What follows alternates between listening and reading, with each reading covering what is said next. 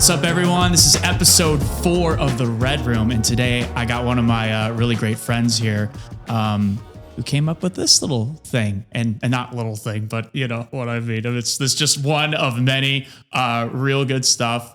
This is John Spagnola. Good to see you, buddy. Here, cheers. What's up, dude? Cheers, man. Okay, what episode number is this? This is number 4, dude. Oh, number 4. Yeah, God. man. Maybe this is the one that'll.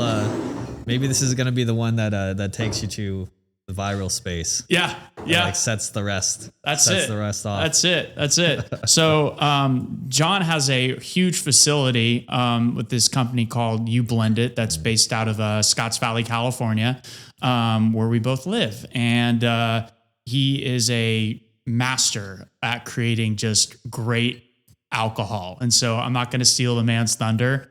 I'm going to let him kind of break us down on how he got into it and where you all started from, where you grew up. Let's just dive right in, my guy. All right. Cheers to you, dude. Cheers, man. Yeah, this is gonna be a fun one. Yeah, let's do it. So, all right, the story of how I got into alcohol. It's a long, convoluted kind of story that if you really want to know how we got in, you kind of have to go way back, right? So like, let's go. We're going there.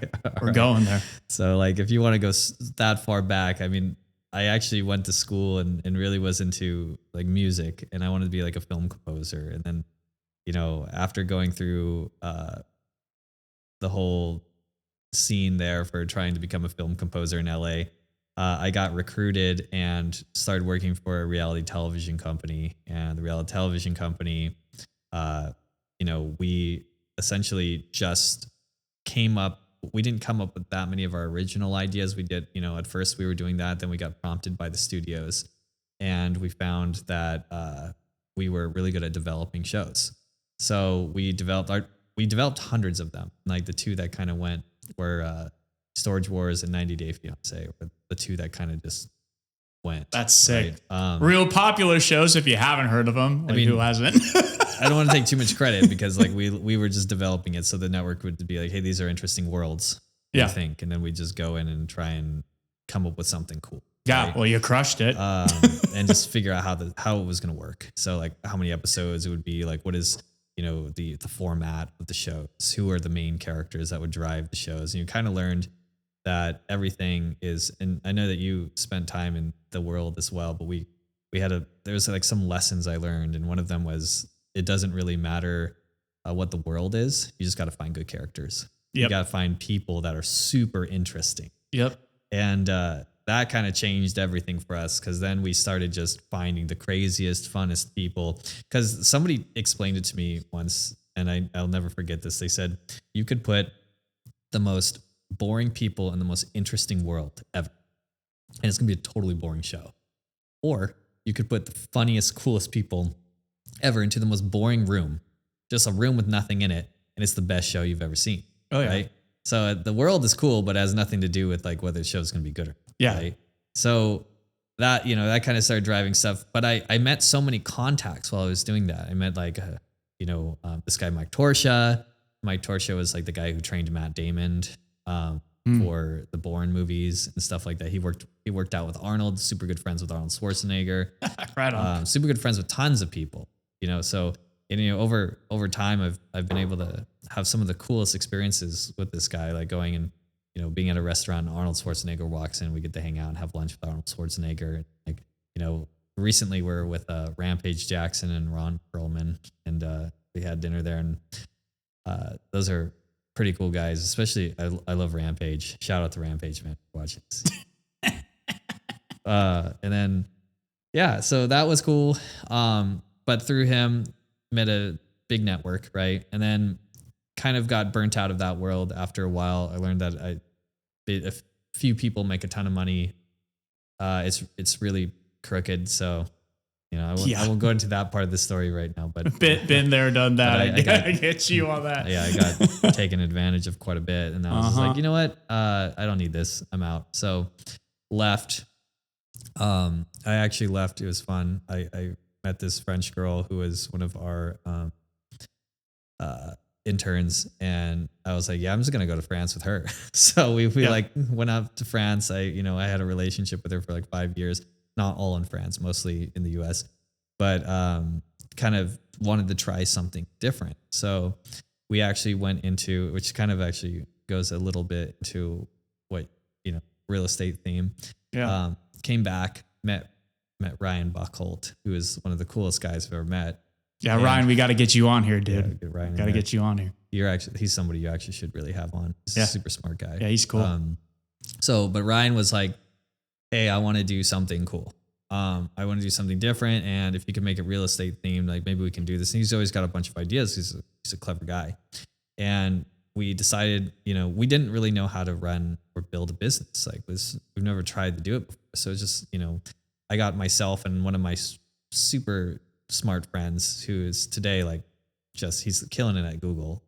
He's such a great, I so much regret wasting his talent at our first project because we didn't know what to do. Like if I had him on the second project, man, we'd crush even harder. But we decided to do like a real estate play. So we're like, well, what would be cool? And then we created something called Lifestyle Listings, which was essentially just a search engine. And like Tinder was really popular at the time, just had come out. So like the swipe mechanic was really cool. So we got an engineer, and that engineer helped us build a app that allowed us to take in the MLS. And we, back then, I don't know if it's still the case, but back then you can actually go with a couple providers and you actually could have most of the country's MLS, right? You're missing gaps here and there and such, but I think they should stop doing that. Yeah, they're all kind of like broken up into the little clicks now. Yeah, it was, some like kind of overlap, but it's one of the reasons we had to stop is because like the data, we could see it coming in the future. Like the data was constantly being guarded and closed off, and basically Zillow had leverage. So they were actually starting to create their own deals with MLSs, area by area. But I learned a huge amount about real estate during this time because we did it for about 2 or 3 years, where we just deep dived into this and learned about the politics of MLSs and all this stuff, and the war of the agents and the data, kind of thing. And we were really a big part of trying to like navigate that. That was like a large part of our journey through it. But what we did is we took that MLS data. We didn't have AI back then, so we literally had to create a proprietary data set ourselves, where us and like 10 other people over time just like tagged every city with like good for fishing, good for surfing, terrible for surfing, or like whatever, right? So we tried to automate as much as we could, but when you start automating too much, it just becomes less and less viable and less cool. So like we found, okay, our biggest asset here is this data set that would actually be pretty accurate. So we spent years making this thing, and it's actually really accurate. And then the next piece was like we were able to parse the MLS listings and be able to find like tags and things like that for for the houses. So it'd be like large windows, open floor plan, that kind of stuff. And so we then tagged all of the houses. So you can then go onto our little, Tinder swiping thing, be like, I don't like, I like this, I don't like that. When it comes to both your lifestyle, so it's like, I love fishing, I love golfing, I love whatever, right? And it was way ahead of its time, because now, like once COVID hit and everyone's like, wait, I can work from anywhere, right? Yeah. That would have been great, right? Yeah. But at the time, there was like we just made something that was cool. Like we didn't actually understand business enough to be like, okay, wait, we have to find a problem first, and then we have to solve that problem and find a market of people who that pain point is so great for that they would pay for that solution, right? We actually just were like, this sounds cool, let's build this, and this hasn't been done. So we spent time and money building this now really cool search engine that worked actually really well for figuring out the best places to live, and then homes that you can afford. And it's great for like retirees, for people who are like I'm 70 now and I can sell my house in Santa Cruz and move to Arizona because I like golf and stuff, and the climate is right for me. And here's like cities that are really cool for me. I love nightlife or restaurants or something like that. And you can find, exactly, or Charleston or something, right? So you're like, would never have considered Charleston, but really cool. So we kind of just, built that out, then found out that no one was willing to pay for it. We're like, oh, cool. Like, because real estate agents, they weren't willing to really put money into it, even though like we had the lifestyle agent, right? So it's like we can then match people for searches and stuff. But we also didn't have the kind of funding that you would need to drive enough traffic to make it worth it for the agent, right? And at that time, it was such a secondary market thing that like, why would you just not use Zillow? So it kind of fell apart on us in that sense where, we just didn't understand business. Like we went at it from we were trying to find something cool in real estate that isn't existing and just build that and then try and find money after the fact. And, and we were kind of in tune with like all those big tech companies who are like, we'll figure out, let's just get a bunch of traffic and we'll figure out how to monetize it later, which didn't work for like any tech company except for Facebook, but they figured it out really well. But like, Twitter and stuff is like, it's never made money. Maybe they will under X now, but essentially that was the next step. So we're like, okay, well, this isn't going to work.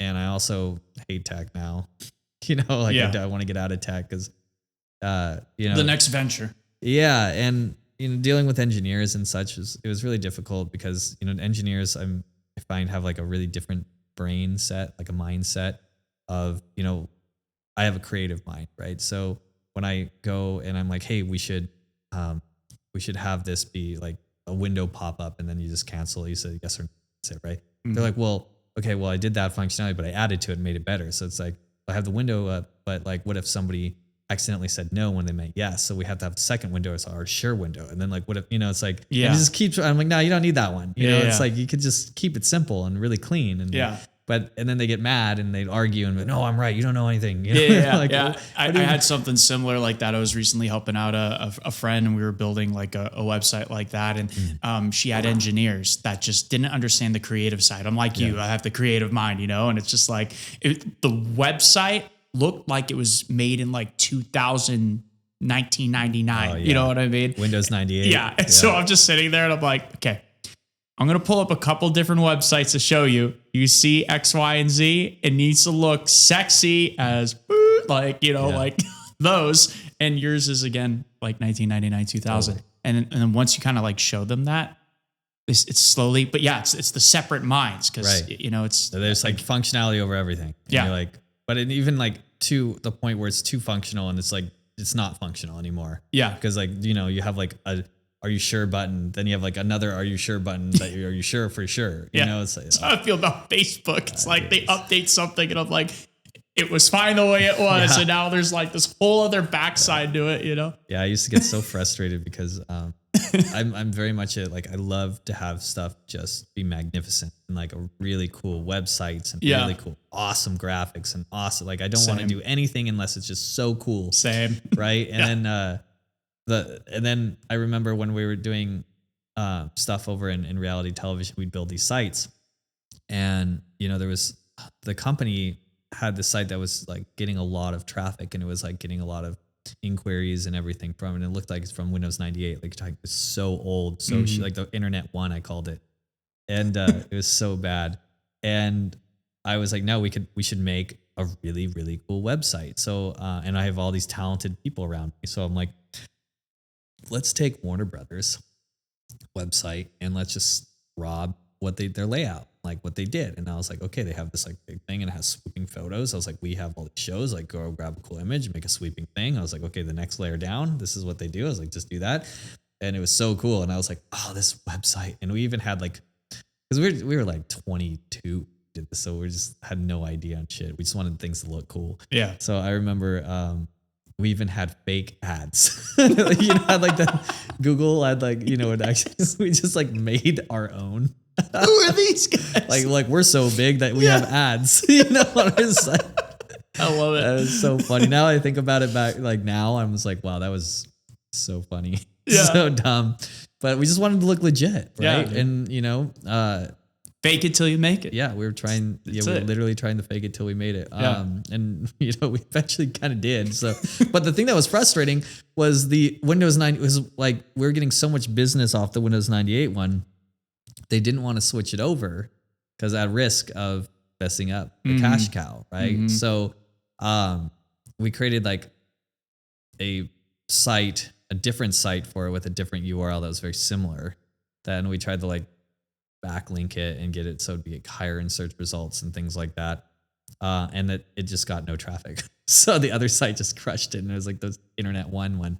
And I was so mad all the time. Like, what do you mean? Like people are trusting that one over this one? Like, I don't get it. Like this one's so good. Like this looks so professional. If I saw this, I'd be like, yeah, that's the one. I would never trust in 100 years. But like you have to realize the demographics is older people for this. And they're like used to the text, like just walls of text. They didn't care about images, thing. So yeah, I mean, it's all, I kind of think of life now as like just a huge series of learning and getting better at things. Right. Amen. I really have a lot to thank like Ryan Buchholz for, because like, I feel like Ryan has invested in my growth more than any university or he's invested millions of dollars into my growth, which is awesome. So like, I just absolutely love the guy for it. And, throughout life, I've, you learn to really just stop having you have to have a little bit of an ego to keep you driving, keep you going, kind of thing, and to keep you determined. But if you can get rid of most of the ego there, you can really just start just like absorbing and just start figuring things out. And that's kind of what came to, our alcohol business. Right. So after being burnt out like twice, we're like, okay, let's do something really fun this time. Let's actually do something fun. Yeah. And so, we came up, we're like, let's do spirits. Spirits is going to be cool. Like, cause I was talking to Ryan, we were saying, what kind of stuff do you like? And he's like Red Bull. I like, sports. I like motocross. I like this, like let's do events. Let's do like cool stuff. Let's bring people together. Let's have energy, I'm like, yeah, that sounds exactly like what I want to do. So what kind of things can do that? And we're thinking about it and like, well, we didn't have that much money. It's not like, we could put tons of money into it at once. No one was super rich, just like enough, that we can like start something. So we found spirits and I was like, I think we can make a vodka like pretty good, reasonably cheap. And we didn't know anything about vodka. Like we're not like a lineage of spirit makers or something. It's just like everything else. Like, I think I could do that. Like maybe let's try it. Yeah. So we went and tried it and gave it to a bunch of our friends who are bartenders and just spirits guys. And like, hey, tell us the truth. Is it good? It's like, do you think what price do you think we can be at?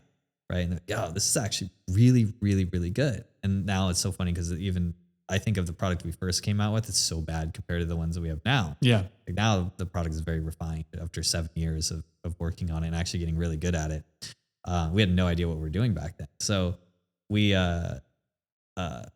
said, okay, that's fine. But we still didn't understand the industry very well. And it's the spirits industry, you have to understand, is like a totally bought, horrible industry that I would have never gotten into if I had any clue how hard it was going to be and like the players involved and how crooked it is. It's like going into politics, but being the guy that the politicians like fighting against the politicians. Yeah. It's like really hard to win those battles, if at all. Right. I almost feel like it's like any industry. You know what I mean? You just have that. I mean, like we were both in entertainment, saw it there. Yeah. You know what I mean? And even like being in this field, I'm like starting to see that, it's and you beat them all the same way. Yeah. Right. And we've kind of come to, the loop of where we started seeing success and, how that worked, but it's the same kind of way you would beat it in that industry, which I do want to go back eventually to, the film and television industry. Like we're working on stuff. We'll make it happen. We'll do some cool We'll stuff.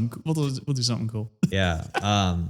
But I would do that the same way, we did finding success here. But the idea was there's so many disadvantages to a small distillery. And, I remember, the first person I went to go talk to for this was actually Sean Venus, because he has, you know, the Venus Gin. And I was like, this, you know, we had these like, so excited. Yeah, we're gonna build this thing. It's great. And I don't blame him at all. I like Sean, but I remember I bombarded him. Like, I don't think he would have taken my meeting. So, but we just showed up, and and we're talking to him. And he's like, yeah, cool. You know, it's like like I thought he was interested, and then he like wouldn't take my calls and stuff, and just completely ignored me. And I'm like, what a jerk. And then like later on, I'm like, nah, he just understood like that there was like pretty much no chance for us, right? And most people, like I've actually now seen a lot of people come in, I could build a spirit just like I did, and then they just fail, like almost instant, like very quickly they'll fail. And they'll spend quite a bit of money failing too, even with money. It's so like I totally understand why he's just like, I just don't have time for this, because he was stressed himself, because he was going through what now I know is like a very painful experience. So real quick. So you're like, all right, we're going to go ahead and we're going to tackle this and we're going to go do this. Yeah. Okay. Obviously one of the first things you need, because real estate, it's a place to do all of the makings of the alcohols and all of that. Hard. So how do you even start? Because and then you need to know what, you know, things you're going to have in there to create the alcohols. Oh yeah. You know what I mean? I'm sure you can help me out with all the terminology there, because I'm ignorant on it. But like, where do you start off with that? You're like, okay, we're going to do this.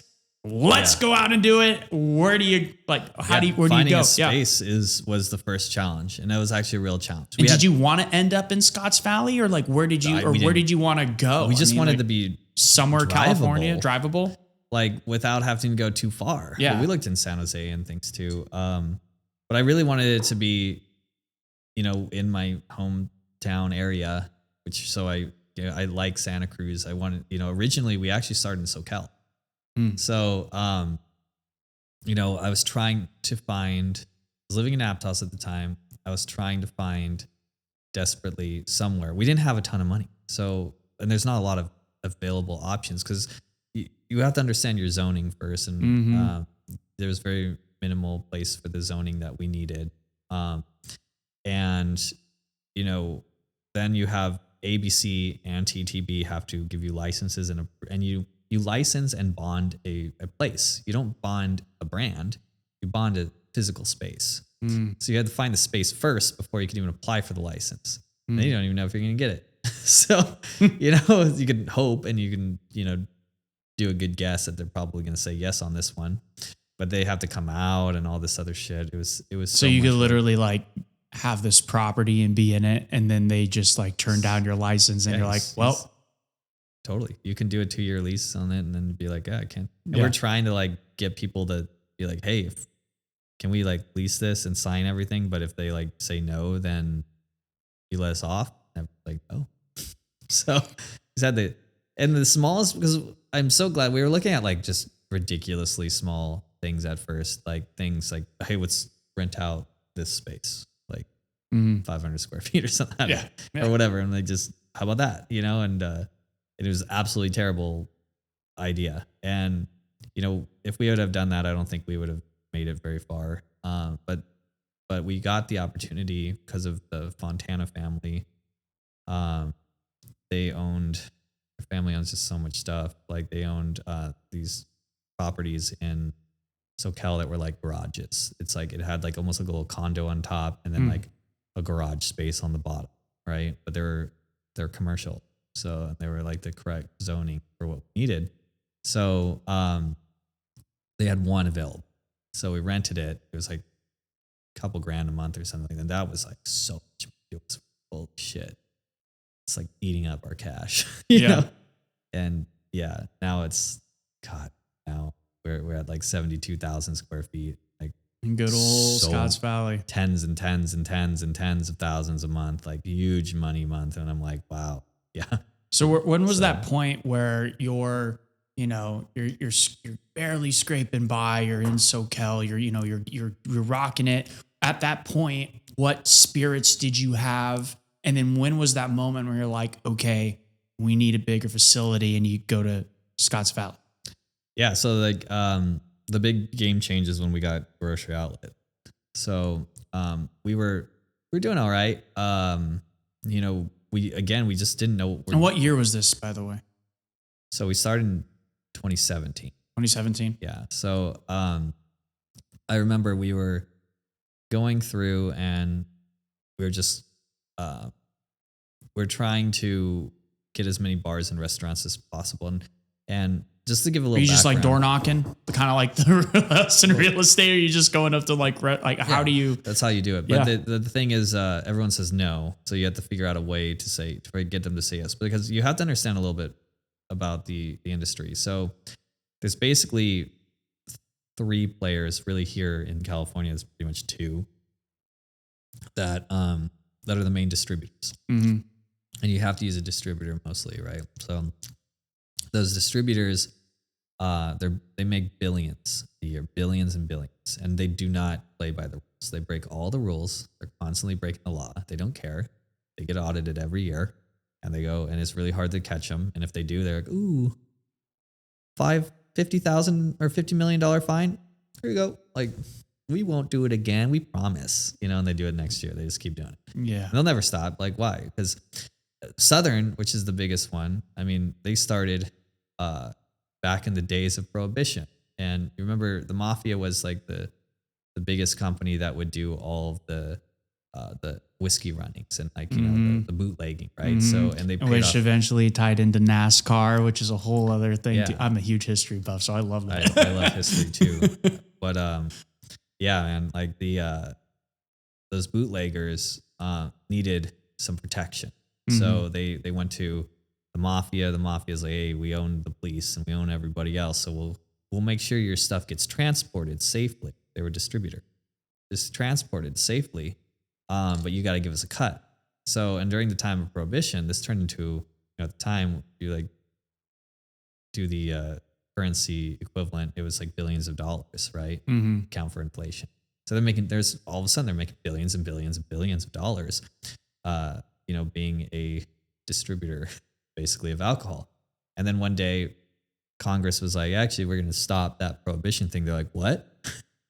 Mafia's like, wait, you're saying I'm not going to make billions anymore? Oh, hell no. Right. And then one day they were able to convince Congress, who knows how, that they needed a 3-tier system. And there's this thing in the United States, and only in the United States, a 3-tier system where you cannot be manufacturer, you can't sell to the bar and restaurant. You have to use a third-party distributor. And there's no real reason. There's no reason. Like, give me a good reason for that. There isn't one. So it's just they cheated, So what's the title of that called, that position in like the business? It's a distributor. Okay. Gotcha. So now you have like the manufacturers like we are, then you have to work with distributor, which was the Mafia, and they just took it over. And then guess what that company got, is called Southern. So that's who they became. Right. And then making billions still. And then, because of all the laws for anti-monopoly and stuff, like they can't own the entire market. Fine. We'll give 40 or 50% to like RNDC, the other monster. Right. But I mean, it's really even unbalanced now. So RNDC was a split off from Southern, or there was a bunch of them before, but then they all kind of merged together and made this big one called RNDC. Yeah, they're all friends at the top. Yeah, so it's like, so then they all play together kind of thing, right? And then, it makes it, the other thing you have to understand is there's like 8 companies out there that own almost every single brand that you see on the shelf. Like, there's Diageo's the biggest, right? They own like Grey Goose, they own Smirnoff, they own like every whiskey you can imagine. Like they own, I think it was like 42% of all alcohol, all hard spirits in the United States. So it's like just crazy. So you got to go through these guys to get your bottles placed into. No, but they're the ones like us, like they're manufacturers. Yeah. But guess who they pay billions of dollars a year to? Southern. And those. So if you have to use a distributor to sell, and you're a little guy like us, or like Venus was, now they changed their business model to not be in that game anymore. But if a small guy wants to be, represented, and you're like, hey, will you guys push our brands? And they're like, oh, it's just like politics. They're like, come on, boy, like, don't worry about it. We'll get you all pushed in. Just sign these papers. And the papers are terrible for you. Contracts are horrible. And, if you sign with them, you basically can't get out of this, right? So you're stuck. And then, the large guys, like Diageo and stuff, have such a stronghold with them. They're like, if you start placing yourself into different positions, like if you start saying like, hey, I'm going to be in like Safeway or something like that. Diageo's like, well, hell no. Like, you're not taking our Safeway placements because you're taking something that we have out of the way, So we're paying you billions of dollars. Like, get that shit out of here, So then all of a sudden you can see how you can't win that game, right? It becomes a really, really tough game. So, the multiples in alcohol is crazy. Like, it's really good. Like, if you sell your company, it's better than tech. And I was always like, why is that? That's super weird, right? And it's because if you can break through that monster, barricade they have, you can find a way. Your company's worth a lot of money, and because they will buy you for a lot of money. So it's an interesting point. So you say that with Southern and all these bigger companies, that if you're coming in there with something, and let's say you have Hideout Vodka and you're going up against Grey Goose and Belvedere, and so what's kind of like the strategy with that? Because you have a competing spot, and obviously it's like, you're like, look, we have great stuff. I want to get in the door. Yeah, I mean, it's honestly the only way to beat this stuff is to get really creative, right? You're not going to beat them with money. There's no chance you're beating these guys. They've got Texas oil, Yeah. Like what you're going to beat them with is like for Hideout Vodka, for one, like what we did, I should have brought a bottle. We created. It's all good. We'll put it somewhere on the screen. Yeah, put it up right here. Yeah, we worked with the NCPA, right, the National Parks Conservation Association, and the idea is get some charity guilt in the equation, right? So it's we wanted to actually give a profound amount of money. So it's not just like a little bit of an incentive to get behind the brand. It's like you can't ignore the incentive to get behind the brand. So we're giving $5 a bottle to for every one of the Hideout Vodka National Park editions, because we made these really cool special edition bottles which have like the beautiful art on the front and in the. It's super cool. Yeah, I'll side. check it out. I'll post photos of it or something. Yeah, I'll get them from you. They're really, really cool. The artwork and everything is just awesome. Yeah. So job well done. Yeah, it was actually, it's like one of my favorite labels we ever did. It's really beautiful. And you're coming out with more too, right? So what are your 4 that you have? You have 4, right? We have 3 for right now. 3 right now? Yeah, we have Yosemite edition, we have Sequoia edition, and then we have Joshua Tree for now. But we're about to probably get into Montana and Wyoming and Utah and Ohio. No, not Ohio. It's the last one. Another control state. But yeah, we're going to create special ones for those states as well. But the idea is $5 a bottle goes through. So you're talking $60 a case, which is a huge, it's like the biggest, I think that's the biggest, charitable action that a spirit company has ever taken. Like if we sell a lot of those, like that's going to be millions of dollars potentially to the state parks. National parks rather. I mean, you get those, like TV commercials with, you got, Half Dome behind you and they're cracking open a bottle and, like just the fire's like right there. And then just like, I'm a big comedy guy. So I think comedy is what people remember. Yeah. Like those are the best ads, right? Love comedy. So I think one of the things, actually Ryan came up with this idea. Like we were talking about his experiences in the national parks recently. And he said like, hey, the worst part of it was their bathrooms. Bathrooms were pretty bad. Yeah. So, one of the things. Well, I mean, you got nature. Just like walk outside and go by a tree. Yeah, but his wife and stuff doesn't want to go in the in the tree, so she wants a nice bathroom. So the idea would be we can actually choose where our money goes. So how funny would it be if we like had like really nice toilet paper. You know, it's like branded Hideout or whatever. Like it's like the best one, like super silky toilet paper. It's like, yeah, and you said make memories, and you just like pay to have like really nice facilities out there. You know what I mean? Yeah. Like that'd be hilarious. It's like that's where you spend the money. You know, so we were like, hey, what if we did that and then we run a bunch of ads around it? Like that would be just funny. You just make a bunch of comedy ads around it. Yeah. You know? Like, yeah. But it would get the point across. And that's not the only thing we have to spend money on, but I think that would be fun. But yeah, in the end of the day, like that's a way, right? So it's like, then you can go to Safeway and you can go to everybody else and you can say like, hey, don't you want to support the national parks? You know, so we're hoping that that's going to be enough for those bigger groups, like especially like Whole Foods and stuff, to get behind that kind of cause. It's a really good cause. So like cause, you know, marketing and such like that is definitely one way that we're figuring it out.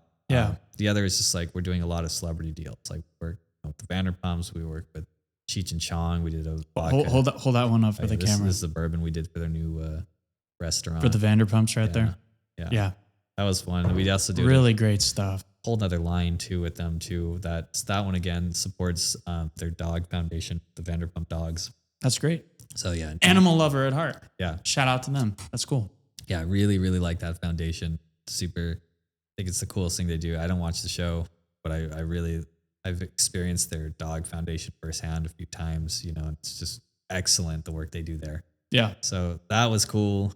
So these bottles are in their restaurants and everything? Yeah. All the restaurants you go to, you get Work Dog and Wolfpack. So yeah, we're doing well with those. And then, you know, moving on, we just did a really cool shotgun whiskey. It's like a dual sawed-off shotgun whiskey bottle. It's like shaped like the shotguns. The pictures are dope. Yeah, and then it has like a really cool box and everything that comes in. It have shotgun shells, the shot glasses, and it's just like not cheesy at all. Like I hate when I see stuff that's super cheesy, so I was like really designing it to be like not cheesy. Yeah, and it's with Machine Head, which is the you know, they're a metal band that tours with Metallica and everything. They the biggest metal festival of the year is called like Hellfest. They were one of the headliners there. So they're big. I don't listen to metal that much, so but a lot of my friends do, and like, oh, that's a big band. That's cool.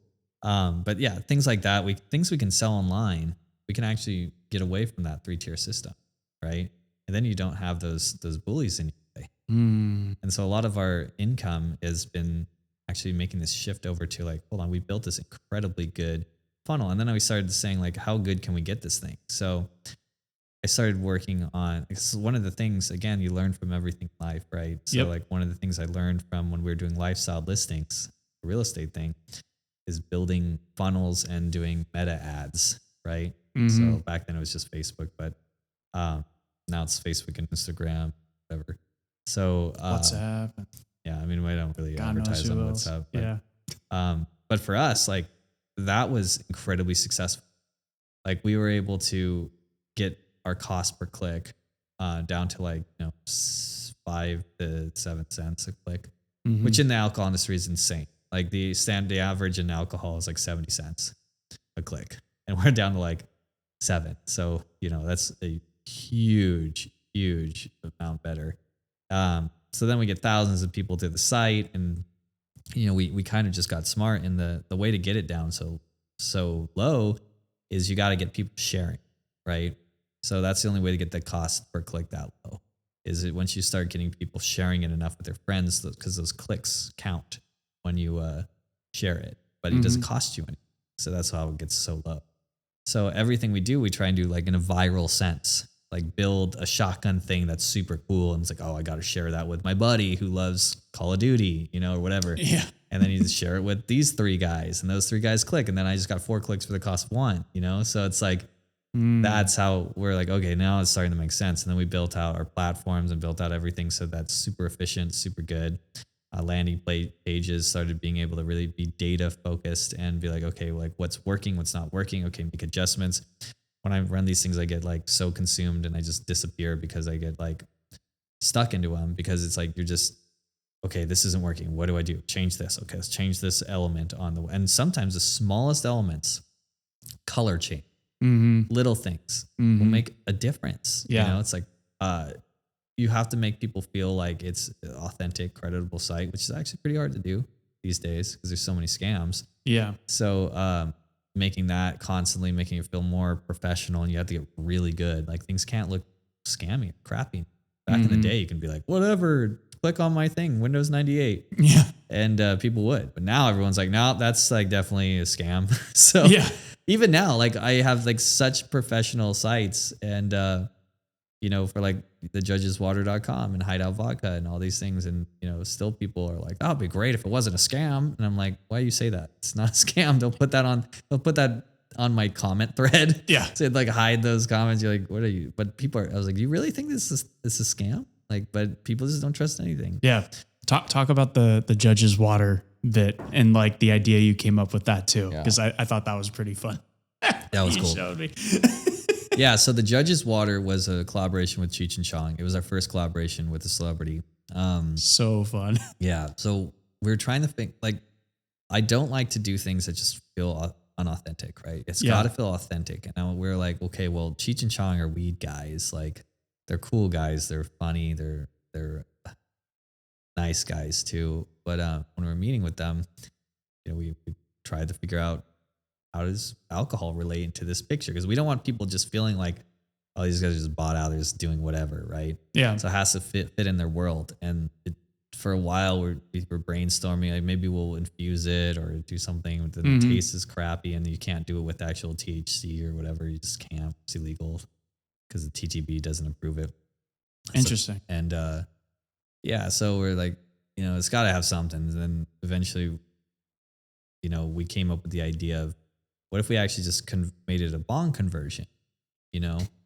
So yeah, we just started talking to our contacts in China and such, and then in the US also for like, hey, how can we do this, and how can we build a bottle that would work and such? And we got all the components, got all the pieces. And we're like, wow, we could actually make this, and we do it in a really high quality way. You know, actually all the components for the Judge's Water actually ended up coming from the US. And we paid quite a bit more for that, but you know, at the same time, we weren't sure that it would work. Yeah. We weren't sure that, and it was a lot of upfront money and cost hundreds and hundreds of thousands of dollars to just start, you know? Yeah. There's minimum orders on all these things, on the boxes and on bottles and labels and everything. So, and we just decided to kind of shoot a little bit for the moon, and we're like, let's go. So we ordered like 6,000 of them. We're like, all right, that's what we're going to sell. 6,000 of these things. If we were successful, it's a couple $1 million, you know, and, you know, we sold pretty much all. So we only have like a couple hundred left. Wow. So was Judge's Water Hideout Vodka, or did you go and create your own vodka for Judge's Water? Judge's Water has the same vodka as Hideout in it. It's just I don't know how to make a better vodka. It's like, I honestly think Hideout and what's in there is probably one of the best vodkas out there on the market right now. Yeah. It's winning constantly. It just won a double platinum. You can't even win. I mean, I've never even heard of a vodka winning a double platinum. That's insane. Like, the things that win a double platinum are like cask proof bourbons and things like super aged things and like very special stuff. Actually, when we won that award, we were confused because we knew we entered this competition, and we're like, okay, well, we're not in gold, or double gold is what you generally see vodkas in. We're like, we're not in any of those. Like, did they forget about us? Are we in like silver? And we're like, they looked in silver. No, we're not in silver. Could they have possibly put us in bronze? Nothing in bronze. We're like, they forgot to put us in. So we didn't even think to look at platinum or double platinum, which is crazy, right? So, and then like, we were about to email them, and then somebody comes, oh, it's under double platinum. We're like, what? That's pretty cool. So yeah, that's like the highest achievement you can possibly get. Wow. So yeah, the vodka is very good. And then then we went and we entered the San Francisco International Spirits Competition. That's like probably the highest regarded spirits competition. That one in New York, both of those we've got gold or double gold on. And we did that a few years in a row on both of them. You know, we got gold or double gold on both. And then same thing with LA, same thing with what is it, the bartender spirit awards. That one we did. Like everything that we've ever entered in. I think we stopped after a while. We're like, okay, like how many do we need? I think we've done like it's won like 8 awards, 8 golds and double golds and platinums. Yeah. We're like, okay, we're fine. Yeah. You know, kind of thing. It's like we can just keep putting them in. But at the end of the day, how'd you come up with the name Hideout? So Hideout was kind of like we're trying to figure out what you know, where we all drank vodka and where we all like hung out, right? Kind of thing. You find your own little hideouts. So we thought it'd be cool to be like, okay, like where's your hideout, you know? So Hideout kind of was the basis of that. So we ended up, that's going to be kind of we're about to do a big marketing campaign. We're trying to raise capital right now to do a really big marketing push on Hideout, and especially in the Bay Area and around here. And it's going to be in that idea of like, you know, with the national parks and all those kind of different things, like where's your hideout, you know, find it. So that's kind of where that name came from. The bear is the California bear on the bottle. I really like the design of that bottle. I was like, that was the first brand. I was like, this brand actually could be something. This could be a real brand, you know, it looks very cool. And now the national parks one is so cool. So, you know, and then we're going to try and double down with that. You want some more bourbon? Absolutely, dude. Absolutely. Yeah. We're here. We're having fun. So let's do it. Special episode. I know. This is going to be your funnest episode. Yeah, dude. All downhill from this. Thanks, cheers. dude. Cheers. Yeah. This is fun. Yeah, man. So we got to get into the fun topic soon. But we'll get through like the story, I guess. So I mean, that was Hideout. But you know, Hideout is just one of the many that we're building, you know. So going back to, we had that place in SoCal, it was 1,000 square feet. So it was so funny because I was like crammed in there, and I'm like, okay, we got to get something bigger. And we got Grocery Outlet, which 300 stores. So you just had Hideout while you were in SoCal, or did you have Wolfpack yet? That's right. No way. This is way later. So we just got Hideout. We just invented Hideout while we were leaving SoCal. So like the thing that we actually had to do at first, because the reason I explained how hard the industry was is like, how do you beat that? You got to get creative, right? So our first way of getting creative was private label. And we said, okay, this is what we can do. We can give everyone their own brand, because wouldn't it be cool to be a restaurant owner and have your own thing, right? And so like to this day, we have tons of clients who do this, like Ula's downtown Santa Cruz, you know, Rosie McCann's, we've got Chianti's, we've got just Coasters, we got just tons and tons and tons of, like, pretty much name it, Santa Cruz area, they probably hit. If they don't use Hideout or something like that, which a lot of them do, like Rivas even uses their own brand and all this stuff. Like all these guys, they're probably still using stuff. So we started taking over a little bit like this. And then, you know, the reason we got into more products is because like Hula's was like, hey, you guys can do rum. And we're like, we can try and figure out rum. So, you know, we ended up making rums for Hula's, and they were really good. And we're like, cool, we can offer that to a bunch of other people now. And then someone else was like, hey, can you do whiskey? And we're like, sure, we whiskey. So we like made whiskey. And we, you know, someone else was like, hey, can you do a gin? Like, shit, we could do a gin. And we ended up doing everything. And then we're like, okay, we're going to be the company that does all of the products, and you can just buy stuff from us. So then we started doing like, we did 29 different flavors of vodka and stuff like that. Just like crazy stuff. Wow. A massive amount portfolio. And I just hired a ton of sales reps to just go out and start hitting the doors and trying to like win via low price and private label. And I was like, that's the only way we're going to break through this monster. Right. And COVID hit, and like we lost all the clients, and like it was so bad for us because we're only in on premise. We're in at all on off premise. Yeah. And, you know, we had just we had just got our first on premise, which was Hideout, and we did it through Grocery Outlet, and we invented that brand for them at first. And they were like, hey, yeah, sell this in other places, more expensive, so it makes us look good. We're like, great, it's a great brand. Can. But we really hadn't done that at all. And then COVID hit, and we had just moved to our first place in Scotts Valley, which was 6,500 square feet. And I remember walking in that space being like, how in the hell are we going to afford this? Like, this is insane. Is that where you're at right now? No, this is a way smaller space. We're 10 times bigger. It's like literally 10 times, more than 10 times bigger than this one now. But yeah, I remember walking into 6,500 square feet, and I was like, whoa, this is big. And I'm like, we have to pay for this. It's like, shit. So, yeah, but we had Grocery Outlet, things were going okay. And then, COVID happened. Then we had nothing, and we're like, crap, we got to get off premise. We got to get some liquor stores and stuff going. So then we sprinted, and it was so stressful. Like, I didn't get 1 second during COVID. That time was just the worst. All my friends were sending me, oh, we're sheltering in place watching Netflix. And so I was like, I am literally fighting for my life. I didn't want to lose my company. I had to keep going. And we were essentially, we were labeled a essential workforce because we were selling to off-prem, grocery stores and stuff. So we could keep working. So same thing with the realtors. We were essential. Right. I mean, I heard a lot of my friends just got to chill, just get paychecks and stuff. And I was just dying. It was horrible. Yeah.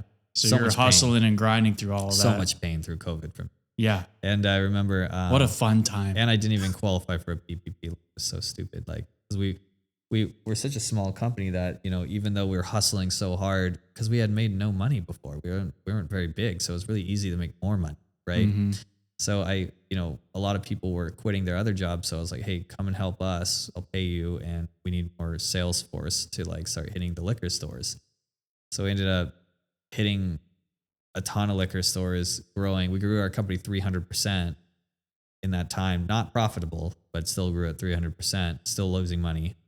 Especially because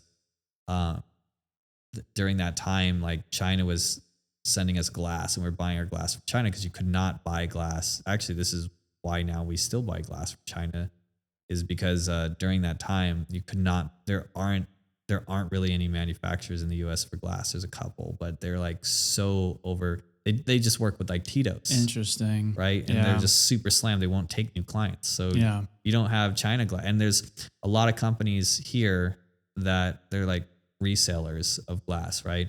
But what they'll do is they'll actually just buy glass from China, store it here, and be like this. And then they'll repackage it with, and they don't say they won't tell you yes or no whether it's from the US, but they send you these boxes with giant American flags on it. So you're like, oh, it's US glass. But no, it's just repackaged Chinese glass.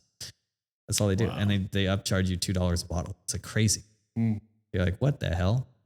So once you learn that, then you're like, oh shit, almost everybody, pretty much everybody's buying it from China. So then you just, but we were trying to buy it from China because that was the only place you can get the glass at that time.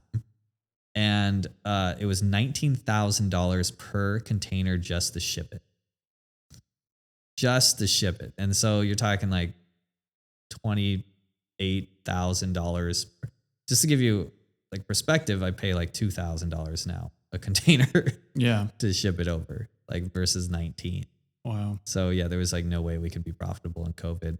But we didn't want to stop the business. So we're like, hey, we just build as much revenue as we could and just bite the bullet. And then when we get out of COVID, maybe we'll be able to, we'll be able to be very profitable. So that was the idea. So we just kept going. And then we eventually got enough locations and enough stuff to where we were so crammed in that 6,500 square feet that you literally couldn't move. We'd have to get forklifts, move stuff out so that the workers could come and work because it was so packed. And it was okay, this is stupid. We need to get a bigger space. So then we moved to the current space. I remember we're at the Avisa building now. And that was a Watkins Johnson. building before. It's so sturdy and so big. And I remember it was such a gross, horrible mess of a building. And I got a tour from it. It was like Brian Fontana gave me a tour of that. And because his family owned it. And I was like, there's no way in hell I'm going to be in this building, because I told him like, yeah, right, dude, I would have to spend hundreds of thousands, if not $1 million to make this thing look reasonable. Yeah. Right. Like it literally looks like something out of a horror. Like you would go in there, film a post-apocalyptic movie, don't even have to change anything. It's ready to go. And it's something out of The Walking Dead. It was so bad. It was Walking Dead bad. I was like, holy crap. So bad. Dude. And then so I was like, well, there's literally no other buildings available at the size that we need with the right permit. I was like, and then just the realization came that this is it. I have to do it. So we basically invested into that building a lot. And yeah, my dad and me, we hired a couple guys and just spent many months, revamp that building kind of ourselves to save as much money as possible. Really cool time to spend with my dad, building it. But the problem is we don't own it. Without owning a building, you're always going to get in the same trouble. Like right now we had a 5-year lease on it. I wish I would have done more than 5 years, but yeah, now they're coming back, and now they want, their first offer was like double or more than double, like per square foot. I was like, cool. Yeah. That's great. So it's always like, when you're dealing with large manufacturing, you got to have massive margin, because if you don't have massive margin, they'll find ways to get you. They cut every cent that you possibly get. So it's like, yeah, there's that. And then we moved to, but anyway, yeah. So we moved to this place, fixed it up really nice, and then just started getting bigger and bigger and bigger, getting bigger accounts. Like we got MGM. We have all 12 MGMs over in Las Vegas now. That's where I play blackjack. Yeah. Only place on the strip I'll play blackjack is at MGM. But we also 3 a.m. We have like Cosmopolitan, we have Bellagio, and we have Park MGM. Like they're all their like Luxor and all those places are all just. So you're in Vodka. NorCal, SoCal, you got Vegas. All Nevada. All Nevada. Yeah. Going out from there. Yeah, I mean, this year is going to be a lot of growing Hideout aggressively. We've got all kinds of tricks up our sleeves. Like we have now that we know the market really well and we know where we can make headway, and we have a beachfront.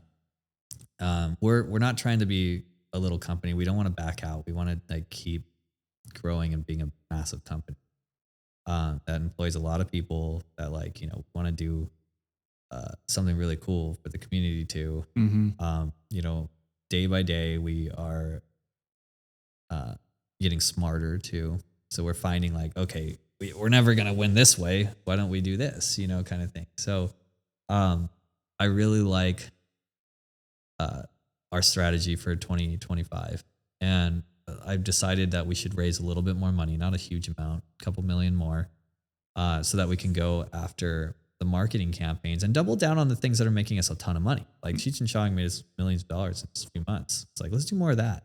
Yeah. So we're gonna do a lot more of that. And then we're going to fill in the gaps with like, hey, what's really push the Hideout National Park thing. Mm-hmm. Let's figure that out. Mm-hmm. And because I'd love to build a really cool brand, and we're gonna put a lot of energy into the Bay Area. You're gonna see it a lot once we raise a little bit of money for that, and then just consistently, win where we can totally win.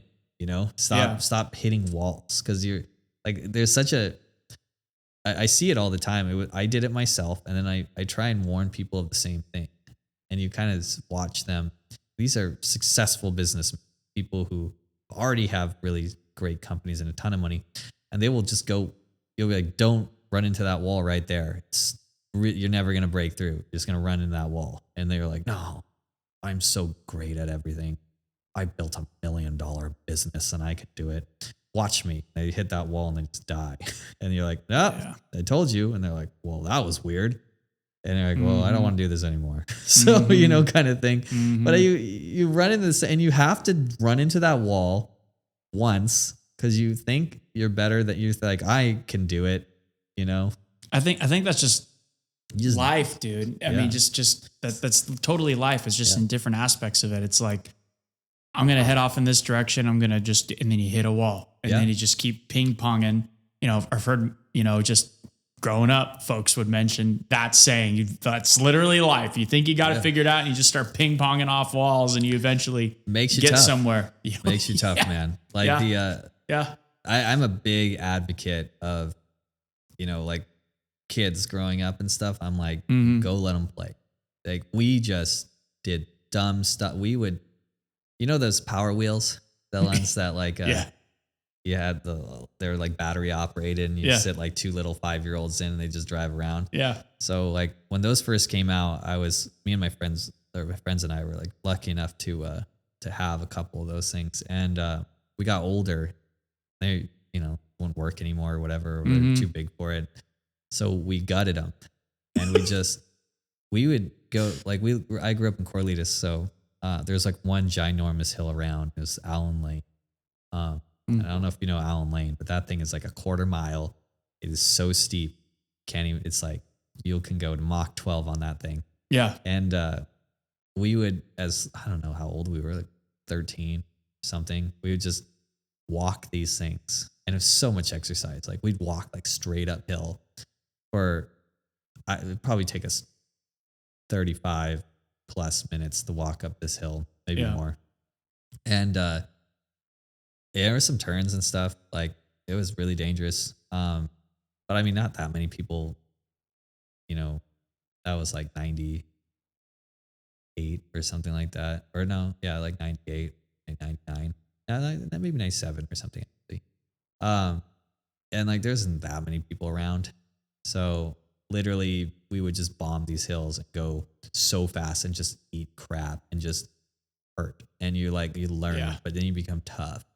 And you're like, and you don't have to cry to your mom because she'll get mad and she won't let you do it anymore. So you got to go like rinse it off with the hose. And then your friends are all like, let's get the hydrogen peroxide. And then there's like come out and there's this like parade of like your friends with the hydrogen peroxide and you're crying and they're just going to like put this shit on that hurts so bad. Yeah. And then you can't go inside until it's all stopped bleeding and stuff. Then you put on the long sleeve and you're just like, then you just let it go. Because it was so fun. Yeah. Because you're like, I was doing the Sector 9. So we would be over here in Santa Cruz and it was me, Tommy, shout out to you, my dude, and a couple others. And we'd have these there's like the bamboo edition, like Sector 9s. And we were like doing some little casual little hills here in Scotts Valley. And there was like one up by the high school that it was a nice little like cruise. And we're like, oh yeah, we're hitting like maybe 29, 30 miles per hour down this thing. Just like, cruising. And we go over to Tommy's neighborhood and it's just a drop. And Tommy's like, hey, see, take this Gatorade bottle. And then if you feel like you're starting to lose it, you just got to like lean down on it and put pressure on it. And you'll kind of like, drift with the board. I was like, wait, what do you mean drift with the board? And it's like just when YouTube started coming out, he was like showing me like how to do it. I'm like, dude, I feel like we're going to like end up dying or something like that. But we started, getting good at it and kind of like doing it. You're supposed to wear like the gloves, what I mean? Like that. The plastic things. But we're let's just use Gatorade bottles. We do like maybe 3 or 4 trips down the hill with it. And then we'd have to get a new bottle. Yeah, I was too poor growing up. I didn't have any of that stuff. I got a scar on my elbow. Yeah, what we used to do is like, so when we were doing the Power Wheel stuff, and we used to use longboard and stuff go down too, but we would just ruin shoots. Same. I would go through shows like you couldn't even believe. Like no grip. You just burned holes right through your shoes. Yeah. It was crazy. And I remember the first time we did this thing, it was like my little friend group was like going to the moon. It's like NASA. We're all in our thing. We're like, okay, can we go down this huge hill?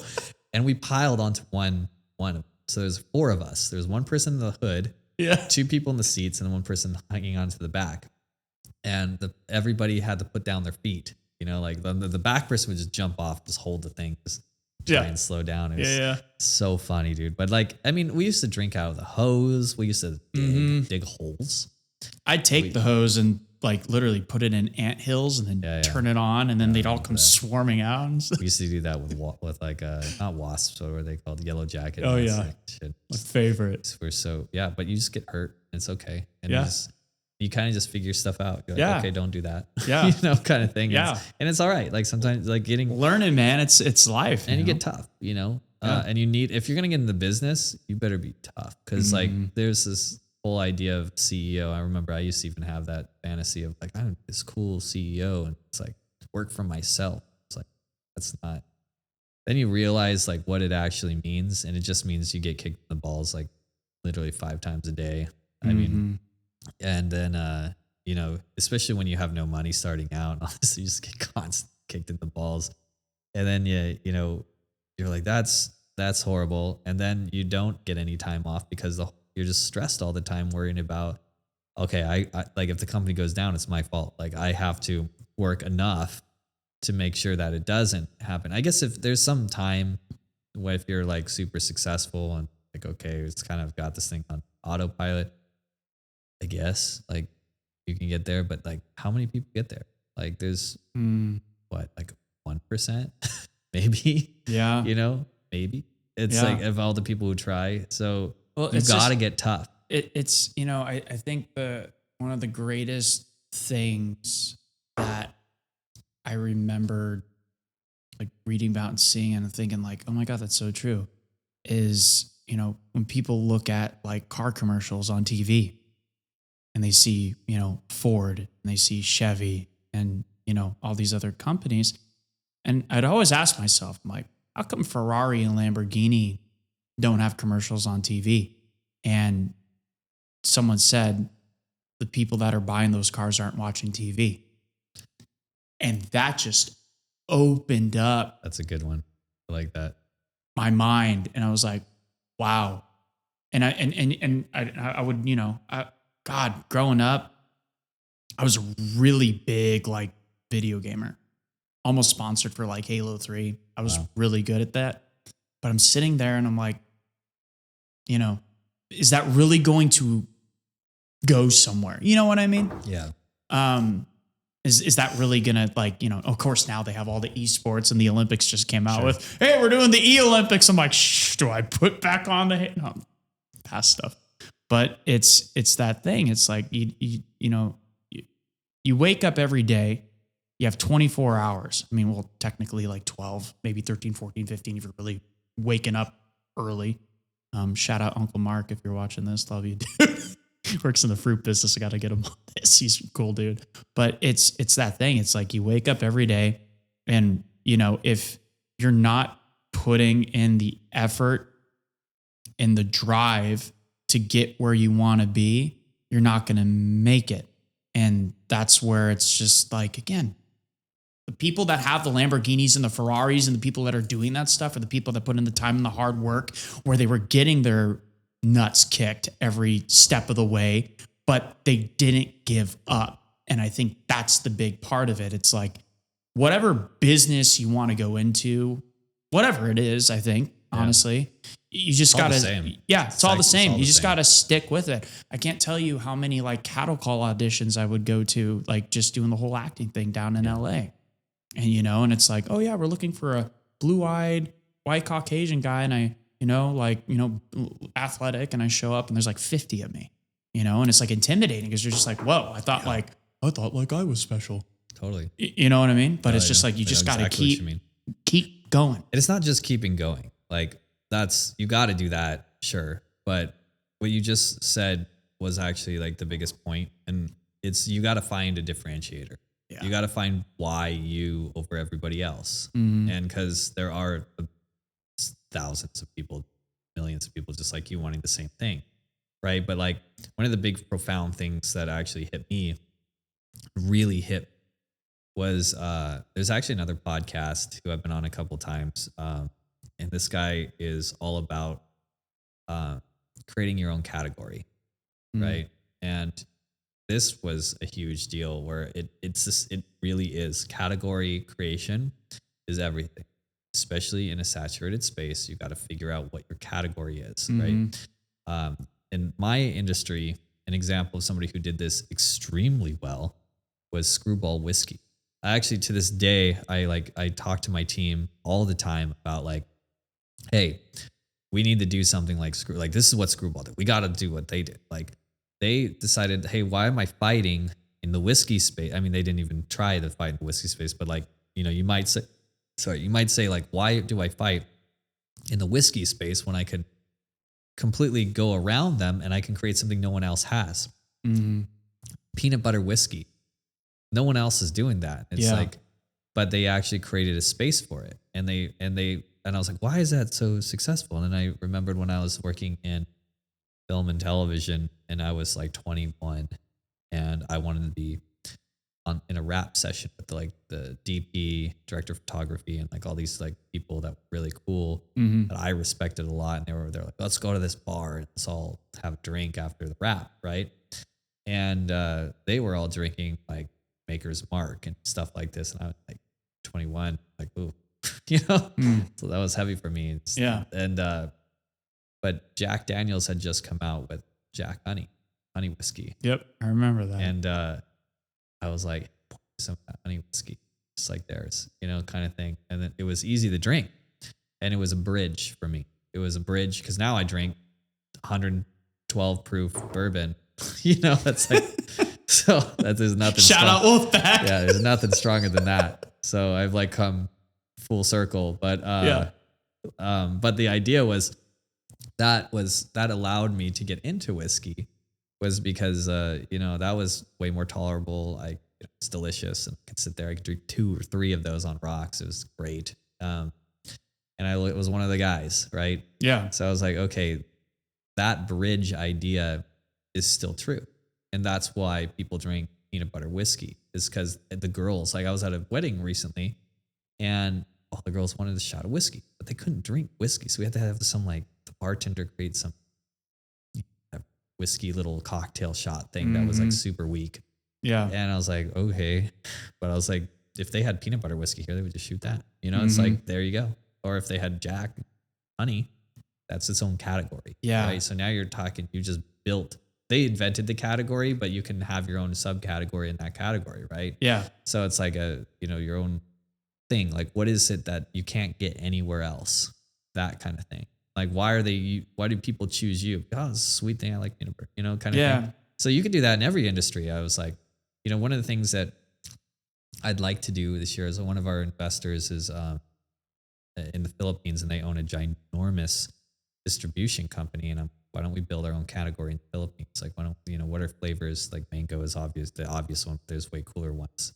Let's find like flavors that they like. Build our own Screwball, our own peanut butter whiskey, but in the Philippines. That's one of the interesting point. Yeah, I'm going to do that. I think this year. But you can do that in real estate too. It's like, invent your own category. Like, I'm a high-end real estate agent who likes to sell beachfront properties like everyone else, right? I'm a luxury agent. I don't give a shit. Yeah. Like, what's really, why do I choose you? It's like, are you a guy who #Pikachu. Yeah. And like, if you put your mind, right. If you put your mind to it, I'm sure you can find some really cool reasons and just build your own category around like why, Blake, Yeah. And then you just own everything because because the only way they can get that thing is if they work with you. Yep. Right. But it's the same thing in any business. It's like, figure out what that is. Yeah. So. Yeah. It's, bouncing back to the different spirits, like the flavor profiles. I was working down in LA, I was working at a Yard House. And of course, they're really famous for all of their beer and everything. Yeah. And we had like 180 different beers on tap. Yep. And it was that same premise. Like, the ladies didn't like to drink the beer because if you drank a lot, you would become bloated. And it was this whole thing. And then all of a sudden, like, we get this beer on tap. It's like, oh yeah, this is made with nitrogen. And you're like, what do you mean? It's like, the bubbles are smaller than CO2. Yep. So when you drink it, you get a smoother finish. and you don't get that bloated feeling. Yeah. And I was like, oh, that's really cool. Then all of a sudden it's like, oh, here's that same category, but it was peanut butter. And then there was another one that was jelly. Yeah. And then when you put it together, it made a peanut butter and jelly sandwich and a pint of beer. Yes. Nitro it was definitely one of the things that created its own category, right? Yeah. So actually, one of the guys I try and talk to a lot of people and just get advice from.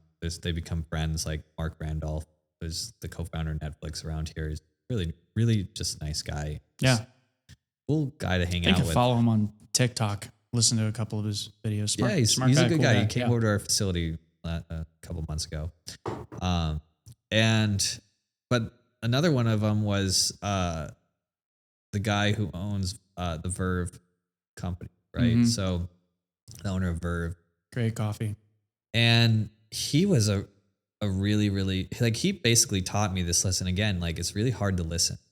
Like, one of the things that I try and do, and I constantly am trying to get better at, is really listening to people who have had success and not like interpreting it the way you want to interpret. Because you hear things, it's funny, you hear things like one way when they're not saying it that, they say it a different way, but you want to hear what you want to hear, right? And you think you just try and rush through and I could do bang, whatever kind of thing. But like, he taught me this lesson of new category like many years ago. Like when I was first starting, I think I met with him like 3 or 4. And he was so nice. Like, and he was just like, yeah, whatever you guys need, just let me, tell me what you're struggling with, whatever kind of thing. I'll talk through it or whatever kind of deal. And I got to call him back, and I'm due for that. But now looking back, once I really got dialed in to the new category thing, and I was like, oh man, what am I doing? Like, I'm working so hard when I don't have to work this hard.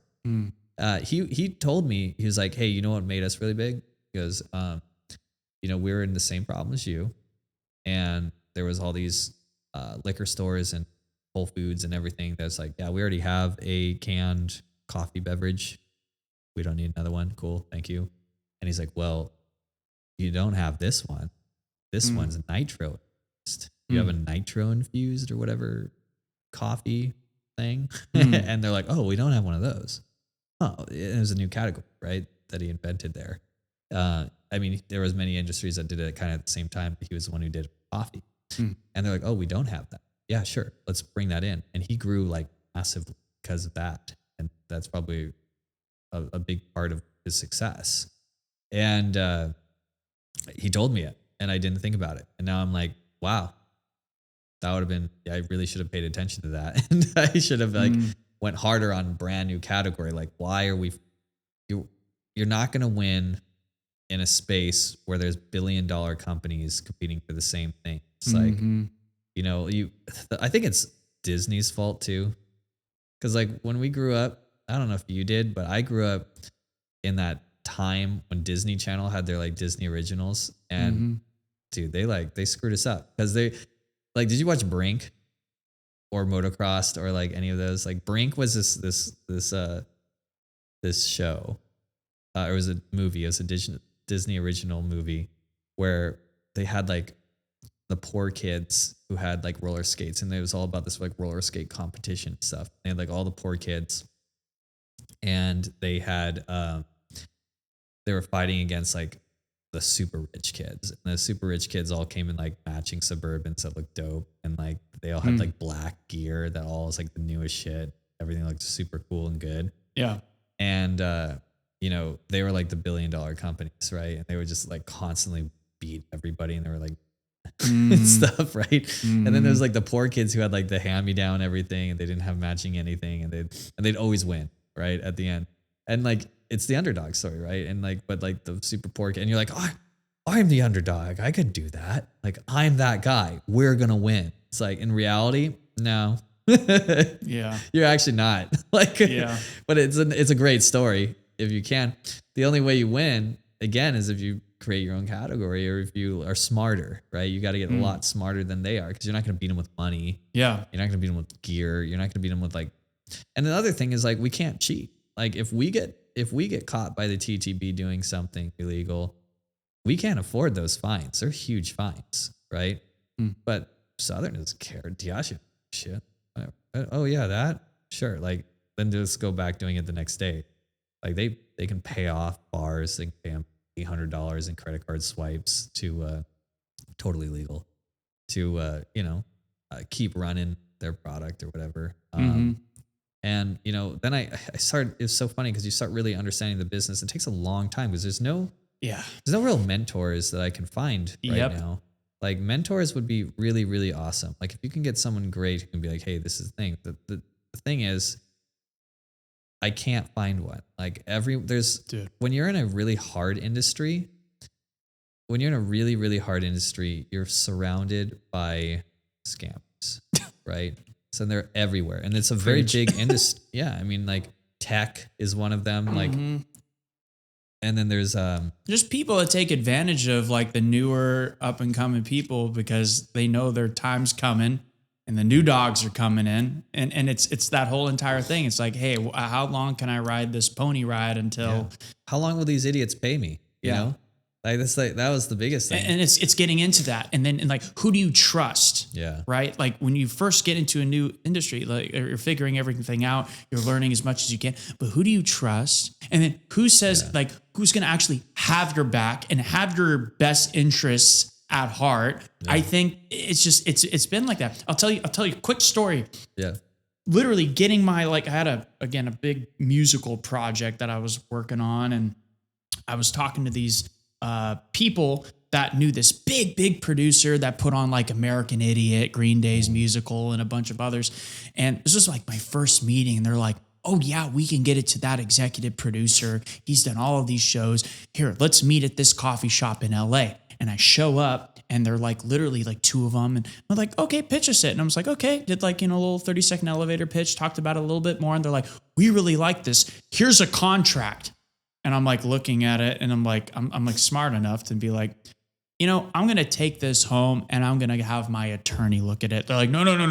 You need to sign this like right now on the spot because we can get it to him and we don't want to wait and hurry up. And I'm like, no. And luckily I have a cousin who's an entertainment attorney that's been in the business for like 35 something years. Right. And the dude looks at it and he's like, yeah, don't sign anything. They're trying to take your stuff.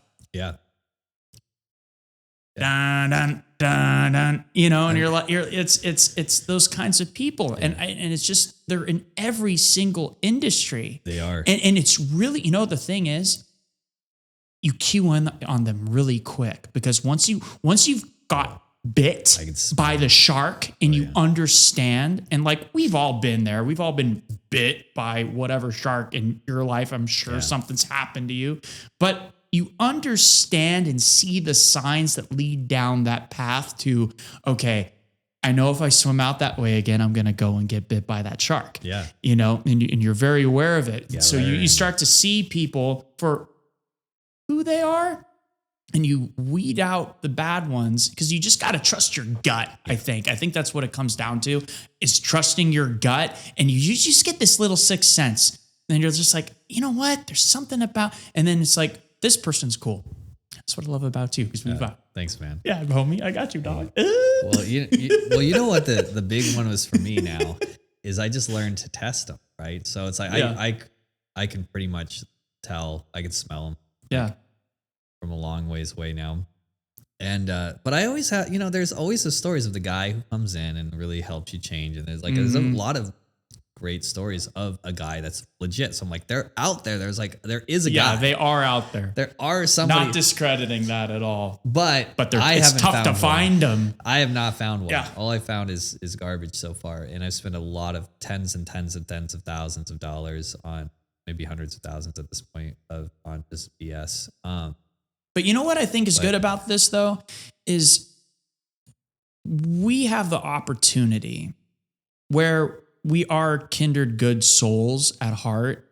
And maybe it didn't happen for us, but there will be that kid someday when we're in that position to help them out. Yeah. And then we can be that mentor that we never got. Yeah. I mean, I'm sure that somewhere there's a guy who specializes in alcohol. Is so hard. There's like not a lot. I mean, how many alcohol companies are out here? It's like, am I going to find a real guy? Yeah. So like it's tough, but, and there's a zillion other people you can help. Right. But the other thing is, I just, my way of just fencing off those kind of people now, which is really easy, simple approach, is just do not pay them monthly ever by any means.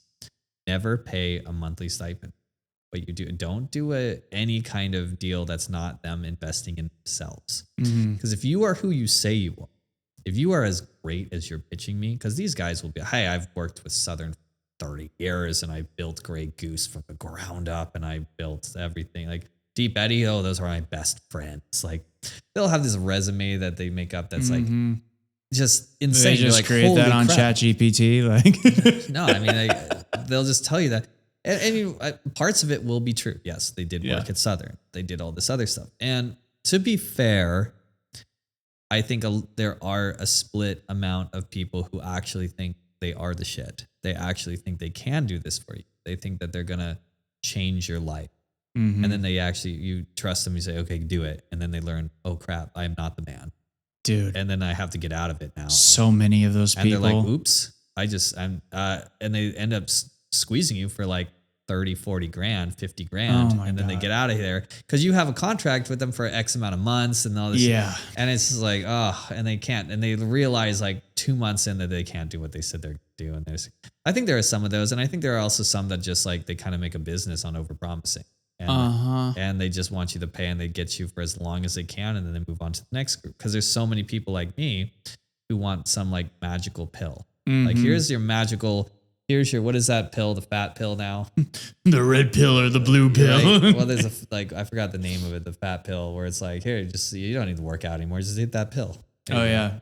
Oh, Ozempic. Ozempic. Yeah. You can just, here's your Ozempic there you go. The alcohol. It's like, I can just do that. Oh, cool. Sweet. Why don't I just do that? Easy for me. Don't need a gym membership. None of that. Exactly. And there's no easy way.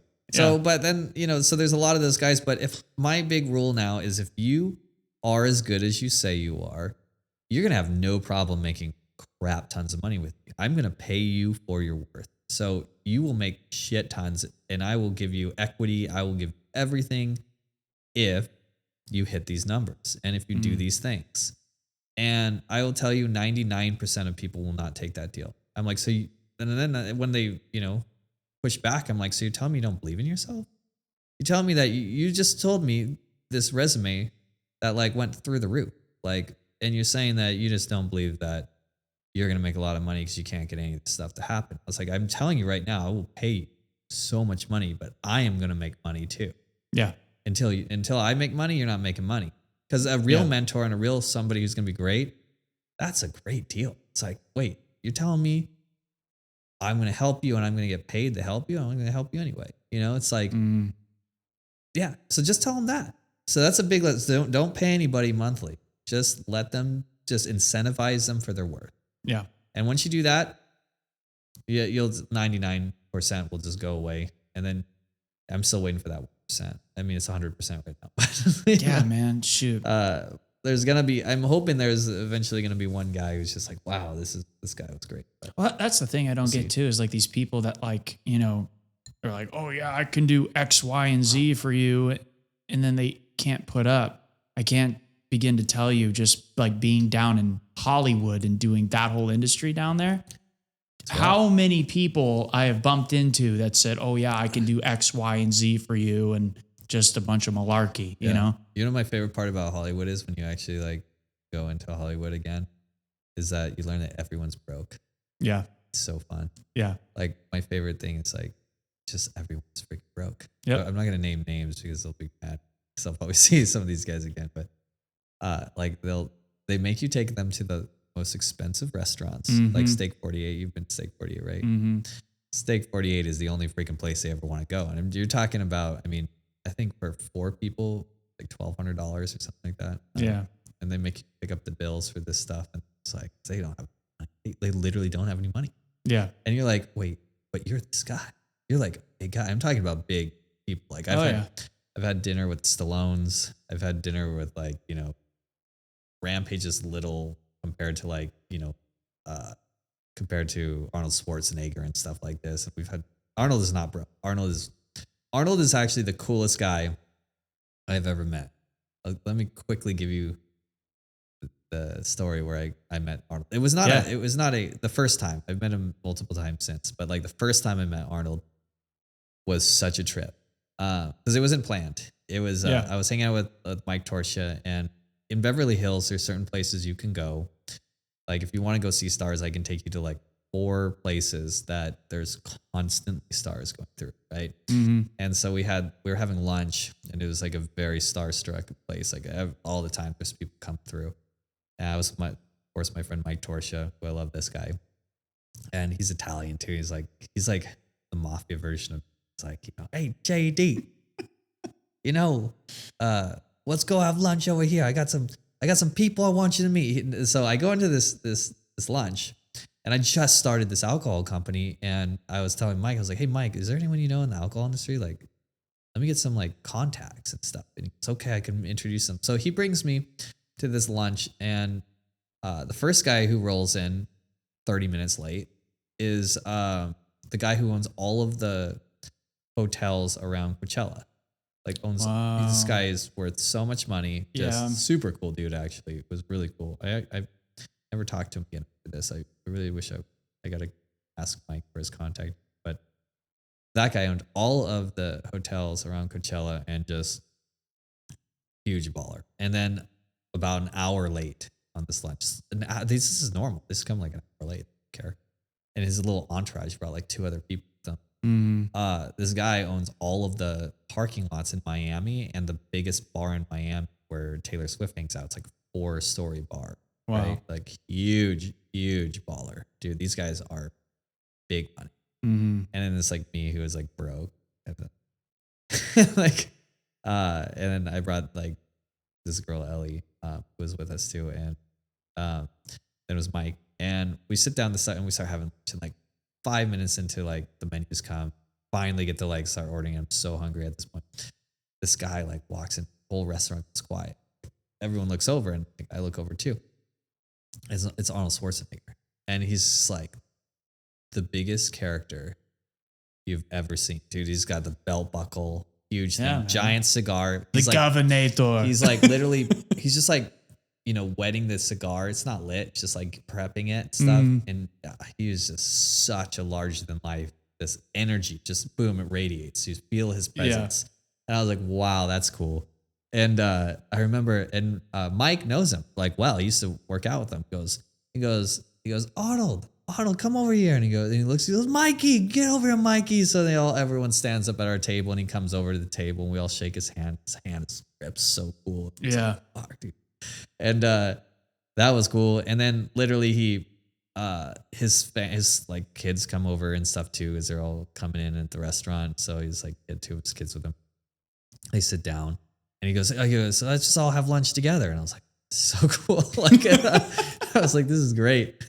No big deal. Yeah. I was like, this is not what I was expecting. Yeah. But I was like, this lunch is so worth it now. Yeah. And so he sits down, and like the thing I will never forget is, first I had nothing really to say, because I was just like, well, these guys, like, the guy who owned all the hotels around Coachella, and the other guy who was on the parking lots, they just talk about themselves and all the stuff they're doing. And like, my son is starting to work with Jake Paul and all this stuff. You got to come work out with them and all this stuff. And let's get some photos and all that.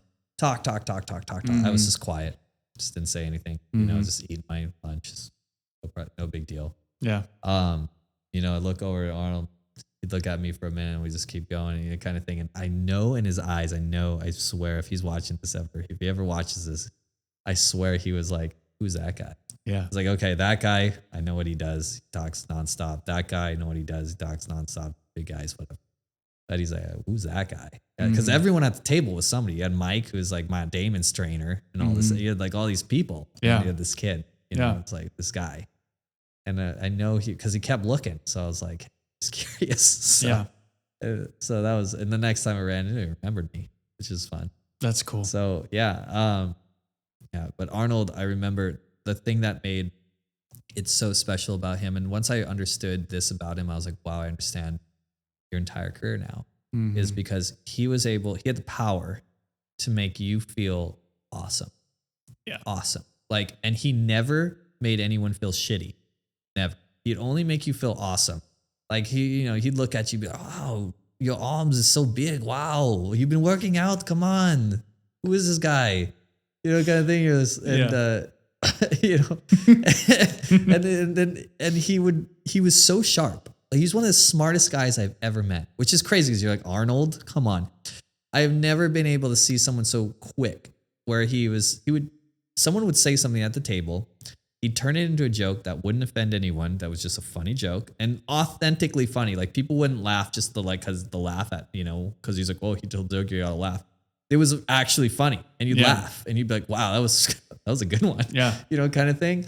And you're like, dude, this guy, he is so charismatic. I've never met someone so charismatic. You're like, this is why he became the governor. Yeah. I literally just watched him. It's like one of my favorite Christmas movies of all time is Jingle All the Way. Oh yeah, that's a good one. I love that movie. It's like one more round, or you? Yeah, let's do it. I absolutely love that movie. It's right up there with like top Christmas movies like The Santa Claus and all that with like Tim Allen. Oh yeah. Like it's right up there for me. And I haven't seen that in years. That's what I love about like movies like that, where it's like, it's a favorite and you haven't seen it in years. And then when you watch it after years of not seeing it, it's like the first time you're watching it again.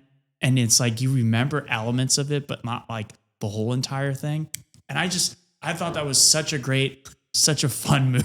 It's just such a fun movie. I love him. He's a cool dude. And then one of his bodybuilding guys, it's not there anymore. It's now just Scotts Valley Gym, but it was World's Gym. I'm forgetting the dude's name, but in the pictures he had the long blonde hair, and Arnold, I guess, from what I heard from just working out there. This is like my very first gym when I was like 12 years old. Grandpa was like, we're going to the gym. I'm going to show you how to bench press. I'm like, okay, Grandpa. But like, you saw all the black and white photos of like Arnold and him. Yeah. Forgetting the guy's name. If you know who this is, write in the comments. Dude, but like, you saw these like images up there, and it's just like, just them just like crushing it. And ow. Did you watch the Pump? Or like Pumped or whatever it was, his documentary thing? No, I need to. Oh, dude, it's the funniest thing you've ever seen. Dude, his is so, like, even back then, he was so funny. What's it on? I don't know, but you can definitely stream it for free. Probably Netflix. Yeah. Or Hulu. I think it was Netflix. Netflix or Hulu. We'll find out. It's so good, though. Like, we'll find out. God, he's just so funny in the whole thing. Because, like, cheers, man. Cheers, dude. He's like, God, what was the thing he said? My favorite quote in that movie, I'll never forget it. And it was like because he was always so sharp. Yeah. Right. So one of the reporters, because this was like the documentary of him winning the Mr. Olympia, like the 9th time. No one's ever even done like 6. He's like number 9. Yeah. And I don't even know, like, yeah, it was an insane thing, right? And everyone was sure that he was not going to win. Mm-hmm. And the reporter came up to him, and while they're all hanging out in the sun and tanning and stuff, and he goes, Arnold, people say that there are more hungry people out here than you, and they're really working hard because they're hungrier than you are for this thing. And he's like, the nice thing about being the king, when I'm hungry, there's food to eat. And that was like the best. It was the best comment ever. It's the best rebuttal I've ever heard. It's like, you're like, oh God. It's like, that was hilarious. When I'm hungry, there's food to eat. Yeah. It's so good. Yeah. And so Arnold's always been sharp. He's a really cool guy too. Like he's one of the guys that I've met who I would die to go and hang out with. Mm-hmm. Like, I would love to hang out with Arnold. Mm-hmm. So it's like, there's a lot of guys who I've hung out with who are really big names who I'm just like, I don't need to see that guy again. Yeah. But he was one of the best. Yeah. So anyway, props to Arnold. That guy's really cool. So let's dive into the Hollywood stuff for like a bit. So wait, one more. Wait, I gotta ask the topic before we go into that. Yeah. What do you think the drones are? What do I think the drones are? Yeah, those like the East Coast drones. Oh gosh. Are they aliens or what? What do you think? I'll tell you what I think. You go. Okay, so I just read a book. What was it? It was on Lockheed Martin's secret projects called Skunk Works, right? Mm-hmm. Great book, by the way. Yeah. And it was really about the development of the stealth bomber and a bunch of other things around that, right? Mm-hmm. And this book, like, it was the best book I could have read right before this, because they basically said the same thing that we're seeing now. Because people were like porting stuff and be like, "This is weird. This is all this weird alien shit," stuff like this, right? Project Blue Book or whatever. Because they had to keep it super quiet. Yeah. And the book was actually fascinating because, like, the thing that was more fascinating, I think, than anything was the amount of government waste. Like, the government just loved waste. Insane. And they were talking, because like Lockheed, when they first started building aircraft and things like that, I mean, now it's just like an abomination. But like back, even when they were doing this, what is this, like the 80s or something like this? They were building this bomber technology. They were talking about how, like, when they first started building these things, like, there was Lockheed just would keep things quiet. They had their way of doing things. It cost nothing. They would do everything to save $1. In a smart way, right? Like, they just wouldn't reinvent the engine. They wouldn't like if they're gonna build a plane, they wouldn't rebuild the most expensive parts, like the navigation systems and like all these other softwares, and like they wouldn't rebuild like all this other crap that just you could just steal from other planes, right? That already work, right? They're not inventing the wheel. Those are great things. They'd focus their time and energy on the things that made it, like the stealth technology, right, on top of it. And they would do it in a very intelligent way, and they just didn't waste at all. And then they were talking about how the government got involved, and everything's waste. Like, they would literally bring in, they said at the height there was 4,000 government employees that were in charge of keeping it secret when it comes to just paperwork and like doing, and they were just like pencil pushers, and they 4,000 people in the way. And could you imagine trying to do a project with 4,000 government officials that have nothing better to do? And they're just, they don't, like, most of them don't do anything. And it's just like, they're just in the way. And you just have to like go check, like a guy who just sits in his office, does nothing, is like playing his like Candy Crush. And then you come in and bring a document. You have to like go to him and sign, like have him sign papers every day for like, okay, well, we did, like, we had all our employees come.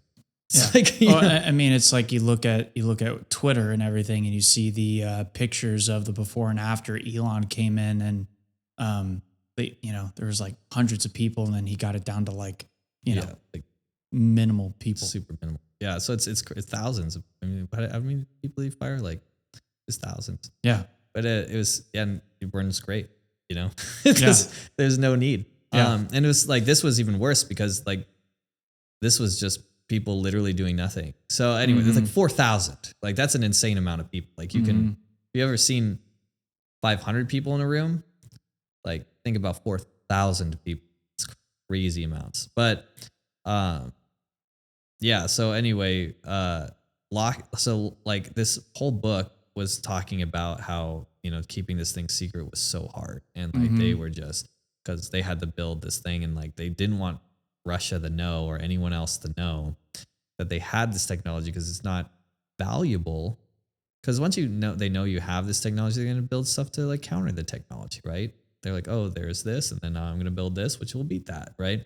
So the best thing they could do is keep it secret and use it when they need to. Yep. So my theory is that it's just Lockheed, and they're building some kind of drone protection, because drones now the scariest thing possible. And like their tech, like stealth bomber technology, when that shit came out, like that was impossible. Like no one could believe that was real. Like, you just didn't see it on radar. Yeah. It was gone. It was crazy. You're like, whoa, what do you mean? Just like we're seeing these drones that are quiet and do all these things that we've never been able to see before. And we're like, whoa, what do you mean? Kind of thing. It's the exact same thing. Yeah. So I think it's just it's like a real, like, if a nuclear missile was shot at the US, they're building a defense system that, like, okay, these drones are just going to go up, hit that thing, Yeah. Yeah. It's interesting, because I'm a licensed drone pilot myself, and seeing these things, and I think one of the greatest things that's happened is, Twitter now being like not censored, where people can talk and show things and communicate about, all this stuff. Yeah, those open comments or whatever it is. Yeah, and so cool. I was in San Diego for New Year's, and I was hanging out with some Navy personnel down there. And I was like, okay, they're ours, and they're like, yeah, and I'm like, okay, you tell me what you legally can tell me, but it kind of leaned into. I mean, they won't know. I mean, they'll, the Navy and stuff as a general population is about the same as you. They'll know a little bit of stuff, but they don't know top secret shit. Yeah. If it's top secret, like they're keeping this top secret, no one knows. They'll tell you what you want to hear, but in the end of the day, the reason. Well, it went to that nuclear thing. They were looking for they supposedly on Twitter they said that there was some medical that was already de-hoaxed. I saw that in Joe Rogan. And on Joe Rogan too, they brought in somebody who's like, no, that's not the case. And he gave a ton of reasons why that wouldn't be the case. I actually checked out. But the reason it's not like a real threat is there's no way. There's even Joe Biden. They're not shooting them out of the sky. There's no way that they're not shooting him. They're like, yeah, they're not treating it as a threat. Really? Yeah. It's like, I don't care if Joe Biden is like on his deathbed, then generals would just be like, yeah. I mean, the balloon over Montana was shot out of the sky quicker than the drones. Yeah. Right? So it's absolutely ours. Yeah. It's not aliens, because like if it was aliens, again, we do. The only good argument for aliens, which has been made on Joe Rogan, was that if it was aliens and you didn't want to create a panic, you wouldn't, and you also can't shoot something like that out of the sky, and you're like, okay, we don't want to seem hostile. Mm. But I feel like we'd have a lot more government, like you could see like government planes like falling out, stuff like, I think there would be a little bit more activity in the air besides just the drones. Yeah, it would be like also like, because they don't want to maybe create a panic, but like they'd still be trying to figure it out. And you can see evidence of them trying to figure it out and make contact and all this other kind of stuff or whatever. So that's my argument against that again. But, there was the point that like, if you were trying, if it was happening and you're not trying to create a mass, scare, what would you do? So, yeah. I think I think we'll eventually get there if there is something out there. I think with all of the Hollywood movies, and it's kind of like programming you to kind of like get used to it, like Star Wars, you know, and like here's, Harrison Ford is a human being walking around with Chewbacca, and like I think it's just like over time.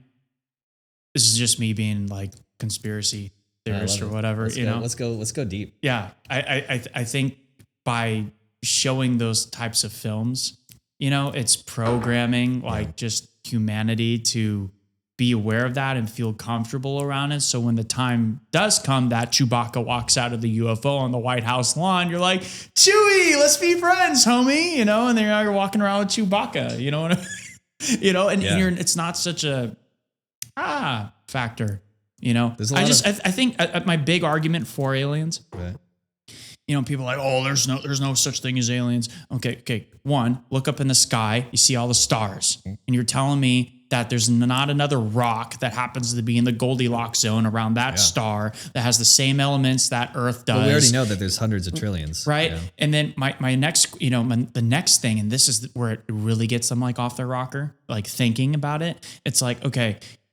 you say there's not other life out there. And they're like, yeah, there's no other life. We're like, okay, well, we're humans, but you have a cat. Your neighbor has a dog.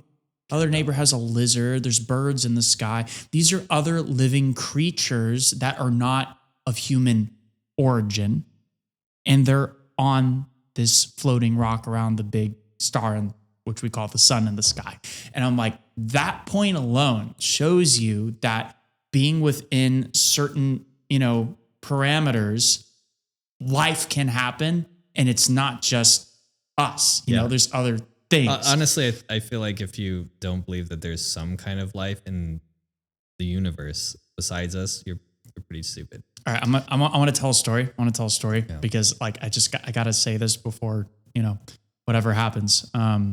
So my dad's mom worked at one of the bases where they brought. This is what she said. Mind you, she was like 70 something years old, and she passed away in 2003. Lovers. Her name was Ann Ward, and she was a art minor, but like a rocket scientist like major. Like that was her thing. And so her claim to fame. This is what our family has been told, is that she said this, that the CIA like emblem, she drew that on a back of a piece of like paper. Oh, that's pretty badass. And like that, like and submitted. I don't know how, but that's what she said. All right. 1, 2. She said that she saw, and she had the second highest clearance on the base. And I'll make sure I put the comment of what base it was, or maybe, I don't know. We'll see from my pops. But there were a couple bodies that were rolled in that she saw. And it was from the Roswell crash. And she was standing in this hallway with her coworker. I remember her telling me this, sitting on the couch. I'm like 13 years old, and I'm just like, kind of going like that. They just have rolled that in, like wouldn't they do the back door or something? Well, she had like the second highest clearance on the base, so I don't know what that was. Maybe she was in the back door. Yeah, and so they rolled the bodies through, and so what she said to me was, from the neck down, they were humanoid, meaning hands, feet looked exactly like ours, but they were the Greys, which everybody talks about. They had the big head, and they had the big black eyes, which they found out later were contact lenses, because for like sunglasses, because where their planet was in their solar system, they were farther away from their sun. So their eyes had to be bigger to absorb the light, to look and perceive how we do here. That's why our eyes are smaller. Would that make sense though? Because like the argument I have against that. So when I say you're stupid if you don't believe that there's life on the universe, I don't mean that necessarily means that they're here. I just mean that they exist, right? Somewhere. Could be. Grandma said they're here. Yeah, thousands of light years away or whatever, kind of thing. Just to clear that up. That doesn't mean I don't. I think the thing I want more than anything, more than the zombie apocalypse, is I want aliens, man. Like, yeah, I would love that. And I want to believe it so much that I'll believe like a lot of stuff, and I kind of totally understand that. Yeah. But the argument I'd have against what you just said was, we know that life requires a certain distance from the sun, because if you're too far away, you're going to be too cold. Mm-hmm. Like all these different, there's the Goldilocks whole deal. So if their planet was too far, like that's the significant distance farther from the sun than we are, right? Mm-hmm. To be able to have like, eyes are so efficient. They can absorb light. Our eyes can absorb light. Like, if, turn off all the lights and let them adjust. Yeah. They can still absorb light, pitch black almost, not complete pitch black, very close to it. Right. So it's like, they're so efficient. So wouldn't it be crazy to think that their eyes are that big to absorb more light? So you'd have to say that it's very far, like very, very far, and very dark light. Not that life can't exist in darkness. I mean, we know that there's creatures that live in the bottom of the ocean, so there's also technology. So maybe like there too. Isn't, I guess like the argument that you can counter this argument I'm trying to do with is like, you can say like, well, not all life needs to be, light bound, because, there are, well, I don't know actually on that even, because like the reason that the things can exist way down in the bottom is because there's things at the top or pooping or whatever, that because they need the light, and that's what they feed on, right? It's like stuff like that. So I don't know that a planet can be so far away from the sun that they need that. So that's the thing. I think when it comes to things like in just life in general, for me, I've just come to realize that like for things like that, and just in general, I don't think there's like limitations. It's kind of like when you think of like, remember when you were a kid and you're like, oh, I can think of the bigger number. And you're like, oh, well, I'm infinity. And like, okay, well, I'm Googleplex. Like, what the hell is Googleplex? It's the number that infinity can't reach. it's kind of like that. I just think it's like anything. I don't think there's limitations on life. I think just like anything could be possible. Are you trying to tell me life finds a way? Big Jurassic Park fan. Yeah, I know. I wanted to get into the Jurassic Park stuff too, but I guess just like closing and stuff, silver suits, no buttons or stitches or anything like that. Yeah. And they had 2 holes where the nose was, not like a full on nose. There's 2 holes. Yeah. There's a little plastic tube. Yeah. This is what she saw as they were being pushed by. And then the ears, there were just holes in the sides of the heads. And then it went through some doors and that was it. And that's all she saw. She did say that there were 6 species of aliens by the time she left that the United States government knew about. Yeah. And she said that the Greys were friendly. They were giving us the tech. The tall Greys were the ones that abduct us. And they're like friendly with us. But like at the same time, they're like, we're going to abduct your people and there's nothing you can do about it. That's what they were. They're kind of like She said the lizard people. Again, this is grandma. This is grandma. Please don't. Those are the ones you have to worry about. But who knows if this is true? Who knows? What's his name? The guy who's like all about it. It's like, listen, Joe, this is real. This is the real deal. What's his face? That was on. He was on Rogan too. The dude that worked at Area 51. No, not that guy. No, not that guy's great. That guy actually is very interesting. Yeah, Element 115. I'm talking about the crazy dude. Like they're making the lizard or the tadpoles gay or whatever. Frogs gay. Oh, that guy. Alex Jones. Alex Jones, dude. Like you're gay.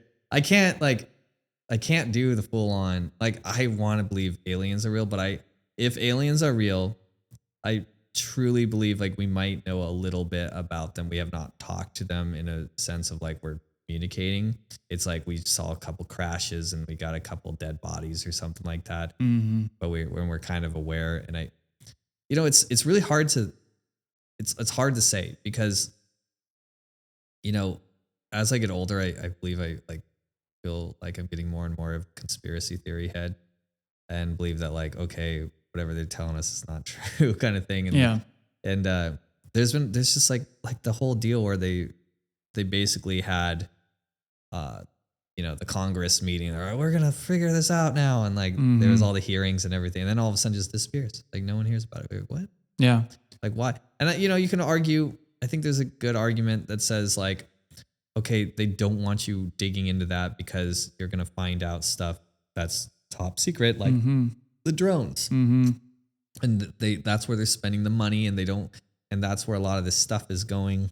And they don't want to start digging into that because then all this stuff's going to get unclassified. You don't know what you're talking about. Kind of, there's that argument, right? But why not just like say, okay, there are no aliens here, like for sure. You can check it out.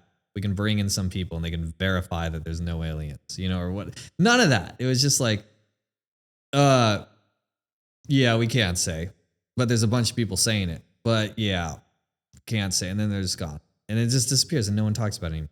It's just like Epstein, like all of a sudden it's gone. It's, there's 2 points I want to bring up. The first point is you hear about these like ancient civilizations like Atlantis and all of that lived here, it was like mentioned in Plato, one of Plato's books. He talked about Atlantis. It was beyond the gates of Gibraltar, which is the entrance to the Mediterranean Sea. So going the opposite direction. What's out there? You know what I mean? Yeah. And so there are these civilizations, and then, did some of those people or whatever they were survive, and have they been here all this time? I think that's the first question I would ask. Are there more advanced? Are you saying are there more advanced? Yeah, that have been here longer than us, or like that have just been here, And well, there's a huge, like, I forgot the name of the guy who has that theory that's like, there were just more advanced civilizations, before that, and there was like a couple world disasters that kind of wiped out what they had. Like say, I think Billy Carson. Yeah. By the way, the real podcast has started this time. Yeah. So all this other stuff can be deleted before this. We've arrived. We're diving into it. We've arrived. The real one. This is the one I wanted to do. So, but it's like, yeah, I love that idea of like, because you think about it, like think about okay, like we just nuked the world. Like tomorrow, all the nukes go. End of civilization. You know, a couple people survive. There's like, you know, there's a little bit. Some people survive. But all the major cities, all the major landmarks, everything's kind of in crumbles. And now you're talking thousands and thousands and they're 50, 100,000 years, right? Yeah. Like, and you know, we're talking like the pyramids and stuff. These are 3,000 maybe years old. That's like they're falling apart now. But think about if that shit had to survive another, 80,000 or 97,000 years. Like that, there's no trace, right, of this stuff. So it is possible. Yeah. That there's nothing there. And then you have, if you lost all of your, if you totally lost all of your, what do you call it?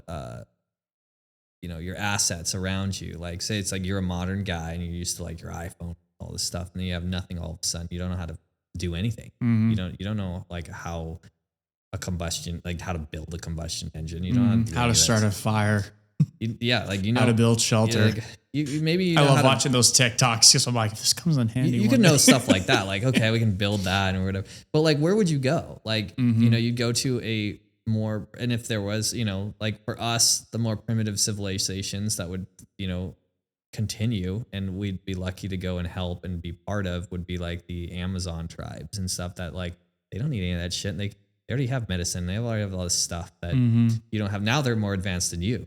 Right? Yeah. All of a sudden, these guys are way more advanced.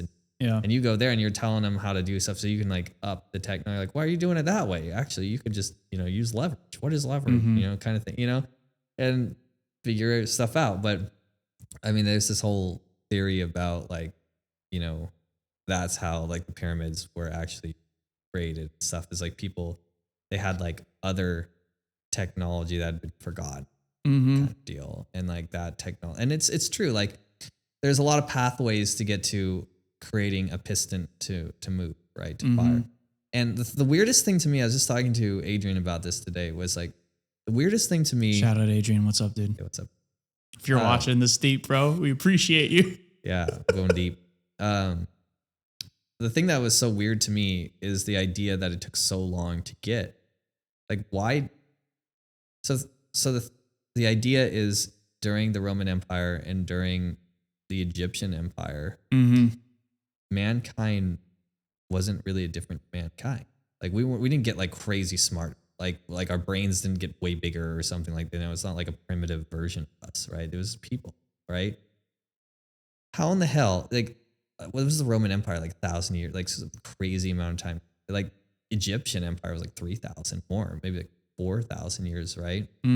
So in 4,000 years of just like abundance, you're telling me they couldn't come up with like the basic steam engine where you like have coal that lights steam that hits a piston, that pressure that you're telling me they couldn't come up with that in 3,000 years of like basically modern man.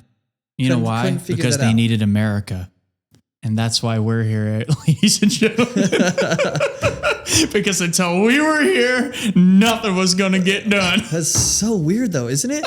Yeah. Like, think about that. That's like, it's such a simple premise. Or the thing was, what if it was all there and then one of those like crazy wars happened back then that wiped everything out? Right? I mean, like, that's watching Rogan's stuff. It's like, that's what they talk about is the pyramid was this like giant energy machine. Or could be, yeah. Sure. Whatever. You know what I mean? I think this is the point I wanted to bring up that has helped me throughout life. And I think it applies. I know it applies to like everything in life. You ever heard of Plato's allegory of the cave? Tell me. I probably have. Okay. So Plato's allegory of the cave works essentially like this. Let's take like a horseshoe-like cave. So this point, they walk into the cave, and this is the back end of the cave right here. It looks like a horseshoe. Okay. There is a man that's been chained to the back end of the wall his entire life since birth. He has not known what is outside of the cave. He's just been born into chains. Okay. When something comes walking by, flying by, driving by, whatever, it casts a shadow on the back wall up here that the man sees and he calls and and names these things. So a table, a glass, a microphone, ASMR. He comes up with these things, right? But how is the man going to know what those things are? He has to break free of his chains and walk outside of the cave. That's Plato's allegory of the cave. So how does that apply to real life? Let's go back to when we were kids, right? And you walk up to the stove and mom's cooking and you're like, you see fire for the first time. Oh, pretty colors. Like, ooh, what is that? And you reach out to touch and mom slaps your hand. She says, no, don't touch that. That's hot.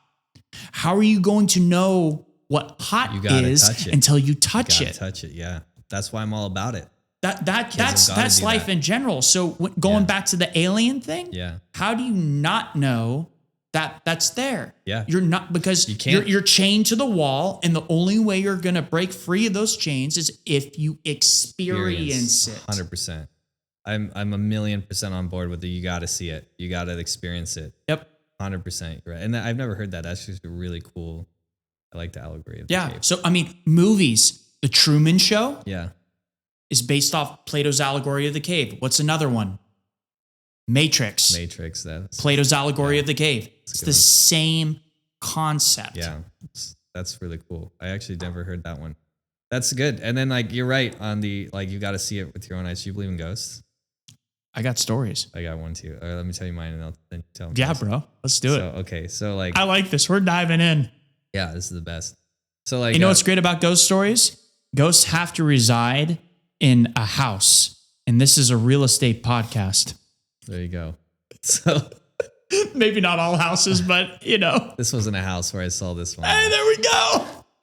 It was real estate though. Technically, it was commercial. Yeah. So when I was doing reality television, one of the cool shows we developed was called Haunted Honeymoon, right? Oh God. And I was not. I really did not believe in ghosts. Yeah. And I could watch horror movies. I was like, it's all BS.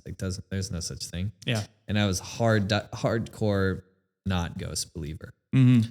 And then, we did the show. So Haunted Honeymoon's premise was you find a couple who just got married and you offer, we will pay for this really extravagant honeymoon for you if you can survive 24 hours without tapping out in our haunted place that we choose for you. And we were basically, it was all going to be rigged. We're going to scare. Okay, that was going to be one of the questions. We were going to scare the crap. It was like being in a haunted house. Yeah. Scare the crap out of these people. Scary ass shit. And they can't tap out. They had to do objectives. You have to go to the kitchen and do this and all this. And so we knew what they were going to do so we could plant tons of scary crap. Yeah. And I was like, this is going to be great. Right. So we're like, what's the most haunted place in LA? And it was one of the most haunted places in the US, right? Just so happened to be. And it was, there's a sane asylum from the 30s or 20s or something like that. And it was so gnarly. There was 4 stories, I believe, underground. Where was it located? It was in LA. I have to look it up again where it was, but there's the main. They always talk about how Hotel California was based on an insane asylum and stuff like that. Do you ever hear that theory of the song, why they wrote it? Yeah. This was crazy though. So this place was actually as scary as it sounds. It was the first story you walk in there. It's just a normal house, where they had they housed the people and the doctors and things like that. How old was the house? Oh man, it's the 20s or something. Yeah. It was Victorian style. Yeah. It was crazy. But the crazy thing is it went, it was a commercial building though back then. So it went 4 stories underground, no light, and underground there's feet on the walls, scary shit. They had the original equipment of the wooden things they used to tie people up because when somebody had Down syndrome or something like that, they thought the devil was them. So they tie him up and beat it and shock him to death. Yeah, and until they were trying to shock it out of him, shit, and stuff, crazy scary stuff. People would be killed down there. Right? Yeah. And this like all kinds, and like they had no mercy, and they were experimenting on people and stuff like that because they didn't understand it. And yeah, so like didn't care. Like I was 22 or something like this, and I was like, yeah, it's great. You go, and you know, the first day we were down there, it was cold, like fine, but like not too cold. It was, you know, whatever. No light. You had to bring your own lights everywhere. And there was this Australian guy. I'll never forget this guy. He was like, wear all the bracelets, you know, shit from Australia, and had like cowboy hat, like the Australian style, like that. Worse than that. And but he was like, hey, so you guys know, here's the rules. And he like set out these rules. He's like, if you do not do these rules, like you're leaving, because he's like, you have to do this. People have died here many times. So like people have been pushed down the stairs. Like, wait, what were the rules? So like one of them is like when you're going downstairs, you have to use both hands and hold on to the stair, you know, little thing on the Because stairs. something would push you? People have gotten pushed many times. Whoa. And a few times people die. What are the other rules? Stairs. The other rules is when you're on a ladder, you have to have somebody with you holding the ladder and behind you. So if you fall, they can catch you. That kind of, because people have been pushed off ladders before, shot back from ladders and stuff. You cannot be anywhere in this place without having a buddy. And you cannot be more than 2 rooms away from this guy. So he has to be around at all times because he had these little EMP sensor things, right? You had to track them and like hear the, just like trying, because I've seen the shows. Shout out to Dad. That's all he watches. I mean, this one was real. So like, it's crazy because you what's that? Those I don't know if they're real. Yeah. Like, because when it's really happening, you know, it's crazy. So so like we were there for 3 days. First 2 days, nothing, totally fine. The last day, right before we were gonna shoot everything, because we were setting everything up, planning and stuff. Mm-hmm.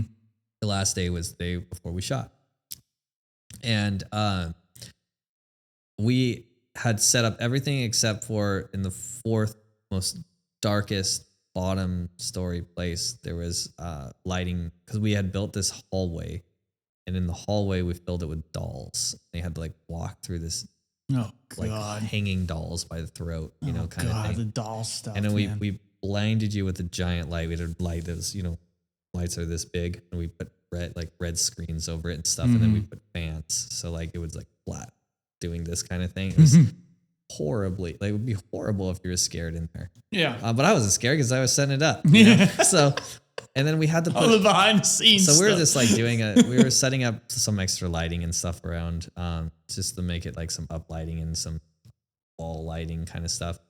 And, you know, I was like, I'll get up at 6 a.m. and I'll just get over there early. And I was talking to the Australian dude, and I was like, will you just meet me there? So we got to just tweak some stuff really fast before we start filming. And so I get there at like 6 a.m. An hour goes by. Nothing. He's just talking to me about, just me and him, just talking about life, you know, whatever kind of stuff. And nothing to do with ghosts, nothing to anything. We're just on the ladder. And I remember all of a sudden he had those little EMP things on little tripods, and he was holding the ladder like his rule, right? So he was way away from those things. And like both hands were on the ladder, so I know he didn't like trigger like a thing or whatever. And all of a sudden, one of them starting to beep, like beep, dee, dee, and he goes, "Get off the ladder." And I'm like, "Oh shit!" And then the second I like start getting down, the second one starts flipping out. And I remember all of a sudden, like, because he's talking, and all of a sudden I notice his breath. Yeah, I can see his breath. Right. Oh, and then I started, and I looked at him, I was like, this isn't real. And like, I saw my breath, and I was like, okay. And I'm still getting goosebumps now because I remember. Yeah, dude. And my entire body inflamed with goosebumps, entire body. Just like, and you felt this weird and like freezing and all this. It was the craziest feeling I've ever gotten. And I remember being just freaking out. Just like, holy shit. Right. Just like like the scariest moment I think I've ever experienced. And he's talking to it. He's just like, we're here. just as a guest. We're not going to hurt you. We're not here to harm you. We're here, we're caretakers of the space. Like, please move on, all this stuff. And I remember just as fast as it happened, like both of the beeping things, like it was like maybe 20 seconds or something like that. After that, they just stopped. Like both of them. Boom, so they were chill spirits. They were just wondering like what the hell was going on. All of a sudden it's just boom, well, if gone. they left, I'm assuming they'd be like good. They're like, oh, you know what I mean? They didn't like stay there and like, oh, dude, I got scratch marks all over my. Well, they didn't like push us or like they didn't shake anything or anything like that. But it's like, and he turned to me and he goes, and I was just like freaking out. And what did he think? But he knew. He like knew. Did he think they were bad? No. I don't know. He just like, he didn't say whether they were good or bad. He just said like, he looked at me after I was like, holy shit. And I was like, that was real. And he's like, was that your first ghost? And I was like, yeah, that was my first ghost. And he goes like, just make sure you see me before you go home, because they can attach themselves to you. Yeah. Follow. Mm-hmm. And I was like, oh, he's like, we got a sage. And I was like, oh. He's like, there's one thing I am not going to forget to do. Yeah. I was like, can we just do it now? He's like, we'll do it after. Cause he's like, you might as well do it at the end of the day. Cause more day. Yeah. They can count. Yeah. So I was like, oh my God. So the whole day. And I knew it wasn't bullshit, because like, if it was bullshit, he would have just laughed, like, or like told people like, oh, I got him so good later or something like that. Like the people I work with or something. No, never mentioned it to anybody. He didn't say anything. At the end, like, quietly, he came up to me. He's like, hey, come on. And like, he went and he did this sage ritual, and that was it. And I was like, fuck, like that's real. Like that shit's real. Mm-hmm. And that was it. And then, like when you said you got to experience it, I don't have anything like that for aliens. So like, but I don't know if it's like technically ghosts are the way we think the ghosts are. It could just be like energy that's trapped or some, I don't know, something that we just don't understand. Maybe like the universe runs on energy. Well, yeah, like for me, so my sister is very tapped into that. Like of course, Blair's. Yeah. Shout out Blair. I know I gotta have you on. Blair's not on this yet? I thought no, Jaron was on it for episode 1. Yeah. Oh man. Yeah. And Blair was busy. I think she was working or something like that. Something came up with a client of hers. Cool. But Blair's cool. She's cool. Yeah. So Blair's really tapped into it, and I gotta get her on here because she's got a bunch of stories over in England. She's got this one that when she was going to St. Andrews, and I won't steal her thunder, but something like followed her home.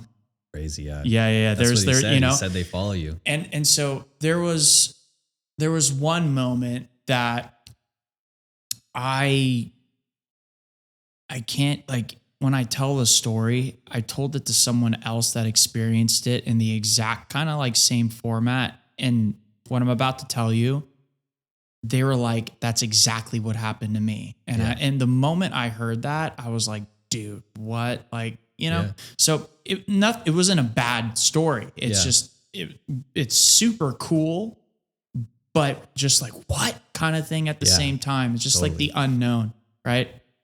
Plato's allegory of the cave. It's the unknown, right? The unknown. So back in 2008, end of 2008, my grandfather died. So this is Bobby's mom's dad. And very fortunate. He grew up very close to me. So I got to know him as kind of like a second dad. And so I was really close with him. And he passed away from leukemia. So he was in the Navy during the Korean War.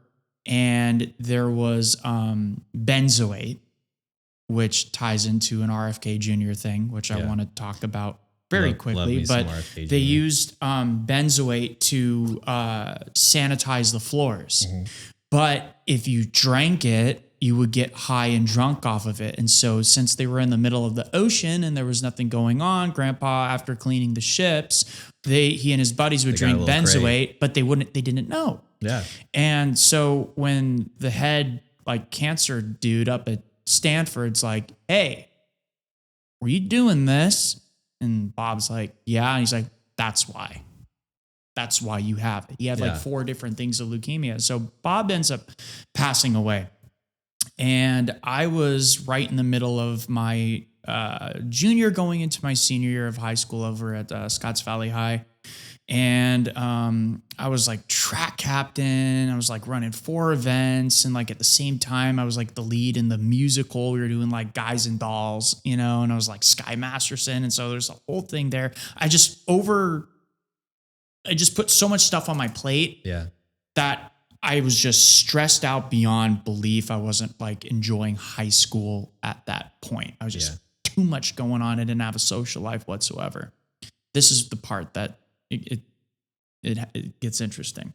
So it's about 2:30, 3 o'clock in the morning. I just finished writing like a 6-page paper, put it off to the last minute because that's, I did that in college too. Got A's though, you know, it's just the last minute, like got a guy. Yeah.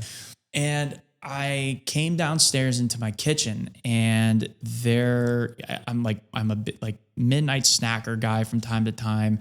I love like sourdough toast with like peanut butter on it. That's like my go-to. I love that thing. So I like, you know, made a couple of that and I, you know, sit down at the table and I take like a couple bites and I'm thinking about grandpa.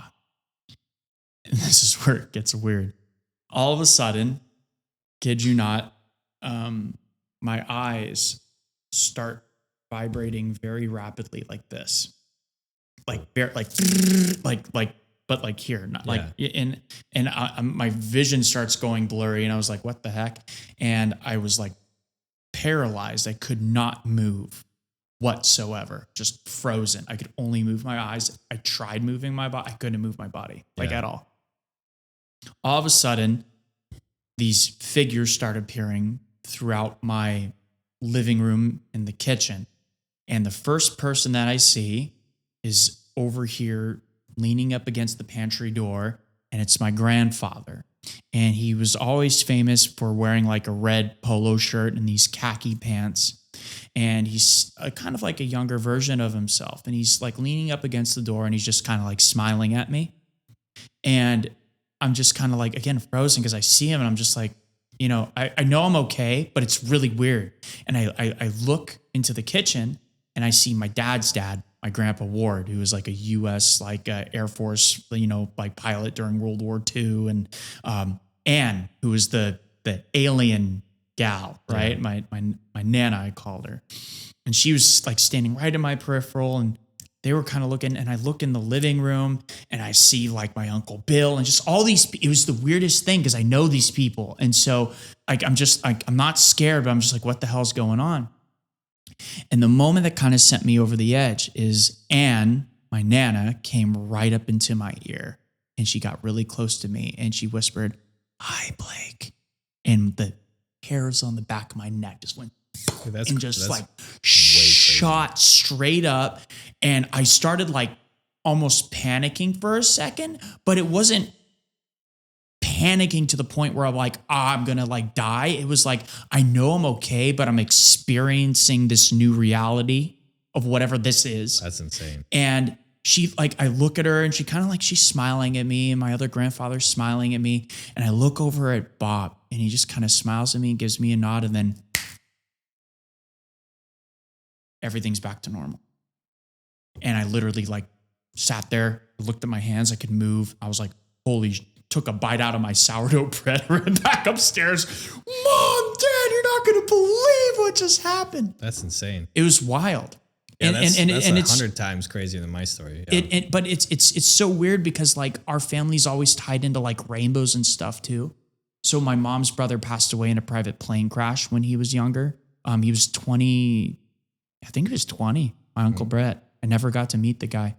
And when he died, there was a rainbow that went over like the site where he died and stuff. And ever since, like whenever one of my family members passed away, we're like, put a rainbow up in the sky. And I swear to God, every time that's happened, there's been a rainbow up in the sky. Really Here's crazy. The crazy part. So Bob was the founder of pay-per-view. He created pay-per-view, was on the founding board of C-SPAN. And then he ran KNTV Channel 11 over here in San Jose, which is now the NBC Bay Area affiliate. Yeah. And so Bob was a big media guy. And it was really weird. I remember I was in the hospital over at Dominican in Santa Cruz, and I kid you not, this random nurse comes in, and it wasn't one of his like random nurse, like working nurses that was there. It was just some random nurse that hadn't seen her before. And she walks in and she says, "Hey, Bob wanted me to tell you this, but you need to go outside and look at the rainbow." And we're like, "What?" It was really weird. And we went outside of the hospital. And there's that YouTube video. It's like, "Oh my God, it's a double rainbow all the way across the sky." Yeah. It was a triple rainbow. You could see all three beams of it going across the hospital in Dominican. And the next day, the trippiest part about all of it was the front page of the Santa Cruz Sentinel. Wow, that's crazy. Kind of an homage to his thing. So yes, I do think there's something there. Yeah. It's Einstein. Energy can't be created nor can be destroyed. It's always there. Yeah. So it's like when you die, you have energy in you and all of a sudden the energy's gone. And no, it just went somewhere else. Yeah. No, I mean, like that's my story. That's crazy. That's like insane. I never saw anything. I've just felt things and such. And I felt like, the cold, I saw my breath and like, I felt like some kind of energy or whatever, but it was, dude, when you're in a space like that, that's more intense. Seeing something like that is like way more intense. I feel like if I saw that and like that happened to me, what you just described, I'm pretty sure I would just become like a ghost hunter or something like the rest of my life. Like, it was odd, dude. That's insane. It was a one-time thing. Crazy. It was a one-time thing. I haven't experienced it like ever again. Yeah. I think it was his way of letting me know that he was okay. And I think that was the big thing right there. Like, it's like, you've experienced something a million times crazier than like most people experience, right? So that's it's wild. But I mean, again, I think what I love about yours is you're in a literal haunted house. Oh yeah. You don't know what's going on. And you see the shows where it has the EMP tracker and it goes before the shows, by the way. Well, yeah. I mean, again, from what my dad has seen when I see, him watching it, but like it's the EMP trackers and then like, dude, you're literally living it. And then this thing, you can, it's getting closer to you. And you're just like, yeah, this was like 2012. Yeah. So this is like, they didn't have any ghost hunter shows. Dude, the Brookdale Lodge. Did you hear about the ghost over there? The Brookdale Lodge. I know that there's supposed to be a ghost at the Brookdale Lodge. Have you been before? You've been before, I've been to right? Brookdale Lodge. Yeah. It was supposedly a little girl that got killed in the fire or something back in the day, and she roams the top floor. My sister supposedly seen her or whatever. I hear that there's like Brookdale Lodge things all the time. It's really hard to tell. It's like because I feel like everyone really wants to have a ghost story. Yeah. Like again, I was like, I still like don't even want to believe in ghosts. Yeah. Like, it's like aliens. But like ghosts, I don't. And like, I believe more than I probably should in aliens because like I want it. Yeah. But ghosts, I'm like, I don't really need ghosts. It's like, I don't need that to be like a reality. Yeah. And I don't really want it. But so I still to this day, like try and not believe in ghosts. But that experience was so profound for me. And to me, it was so believable. Mm-hmm. It was like, it wasn't something that was like, oh, it's just so crazy. And like, I don't like, maybe I saw something, maybe I didn't. It was just like, I was so coherent. All right. It was not like it was so real. Like there was just like this feeling everything I analyzed it so many times and everything could be explained as just like my body wanted to like, whatever, figure it out. Like my goosebumps could have just been psychological, like the beeps could have been some problem, some like, like, whatever the solar system did something and like tons of things. It's a lot of shit that could have, the one thing that could not be faked. There's only one thing in the equation. It was seeing the breath on both of us. The cold breath, and when you see that, because there was no cold breath, but it wasn't even that cold. Yeah. And then like all of a sudden it was to be that cold where you see your breath, that's really cold. And the second it left, no more breath. Like you couldn't see your breath anymore. that one thing was what still to this day makes me believe that was real. Yeah. Is because everything else I'm like, okay, it could have been this or it could have been that or it could have been like I've been trying to science it out. Yeah. The only thing that cannot be faked was that part. And I'm like, dude, and that was I remember when I saw my breath, I was like, this is real. This is insane. This is crazy. Like, and I was so scared. I was like, maybe this is it. Maybe like this shit's real and we like die. You know, kind of, there was a moment of like, that was like probably one of the only times in my life where I was like, I don't have control at all. Yeah. Like, I have no, like, this could be it. Yeah. So that was cool. But I want to hear a fun real estate fact? Yeah. I posted because we were learning about haunted houses. I didn't know this was a thing in real estate. This is a thing, and on the East Coast specifically, like Alabama, the Deep South, Bama. Don't sue me, Universal Music Group. I just used under the 30-second mark. Okay, don't take this down. Music rights. Oh my God, what a pain. That's a whole nother topic. But within like, I posted something on TikTok talking about like, you know, what I learned and like, you know, talking about like haunted, you know, mansions or houses in real estate. And here in California, you have to disclose if the seller tells you that the place is haunted. You have to put that in the disclosures. On the East Coast, because there are so many properties that are haunted, you don't have to disclose it. Oh, wow. At all. And I found that so fascinating. I had a realtor from Alabama comment and tell me that on my TikTok like post. And I was just like, I had a full on conversation. I was like, so that's what? by law?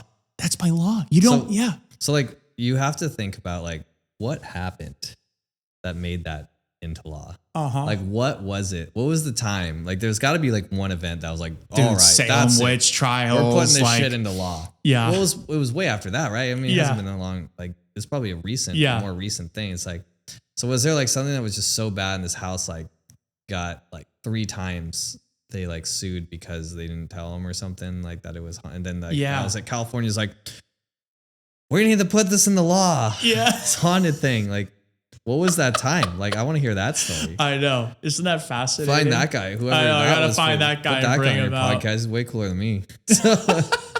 No, bro, not even. But yeah, hilarious. Isn't that interesting stuff though? I like did not know that was a thing. No, that's super cool. You have to disclose it. It's fun. I think. I mean, at the end of the day, it's so wild. Like how much stuff is unknown and like we have no clue about, and we just don't understand, and happens all the time to people. And you know, there's just like all the factions of like, I don't believe in ghosts at all, and like people who kind of believe in ghosts, and then, you know, or like the people like me who, you know, now I believe that there's something out there, but I don't want to believe on full on ghosts. I don't want to believe like it's hard. It's hard for me to like believe stories, but it's like, you know, I believe that there is something because I did that. But aliens is a really hard one for me too, because like I don't know. I just think it'd be so hard to really hide that. You know what I mean? Like if they really wanted to hide it, it wouldn't be that easy. And I think like we'd figure it out. You know, I know like there's a lot of people who say they see aliens and they spot things, but you can never tell whether or not it's like a drone or like some tech or something like that, and they stake it as aliens, or a balloon that has some lights on it. I don't know, or whatever. I think there was an interesting article that I read a few years back that whoever was in charge of Israel's NASA, I don't know what the name of it is called, but the guy that ran the Israel, like there's a really good joke there. Yeah, I don't know, but the guy who ran it said, does Israel have a NASA? They are they one according to this article they do. I'm not totally. They put like a rocket into the air? I don't. No idea. I don't think Israel. But essentially what this guy said was that there is this thing called the Galactic Federation, and that Israel and the United States are the only 2 countries that know about it. and they talk with them directly. And I hope so. That would be so dope. So Please. what he said about it was, and just from listening from other people too, just, on Rogan's podcast and a bunch of others, with the Galactic Federation, and it's kind of like how we do stuff here on Earth too, is from what I've heard or listened to people talking about it, that they want us as a species to develop on our own till we get to that point where we are conscious enough to go into that realm to join them and understand that, hey, you're a part of this bigger group of beings. It's the same. This is my point. The storyline of N6, right? Or whatever what's that game? Oh God, I forget. What N6, it's like the main group. I just know the song, like Suicide. Yeah. But like on the smaller scale, it's like of that, there's an island that's off the coast of India, and it's called Sentinel Island. Have you heard of this place before? No. So Sentinel Island, the inhabitants of that are from like prehistoric, like they're humans, but they are like prehistoric humans, meaning in the sense that they have never left the island. So you go there? You can't. It's protected, and this is my point. Okay. It's protected by Indian law that you cannot go to.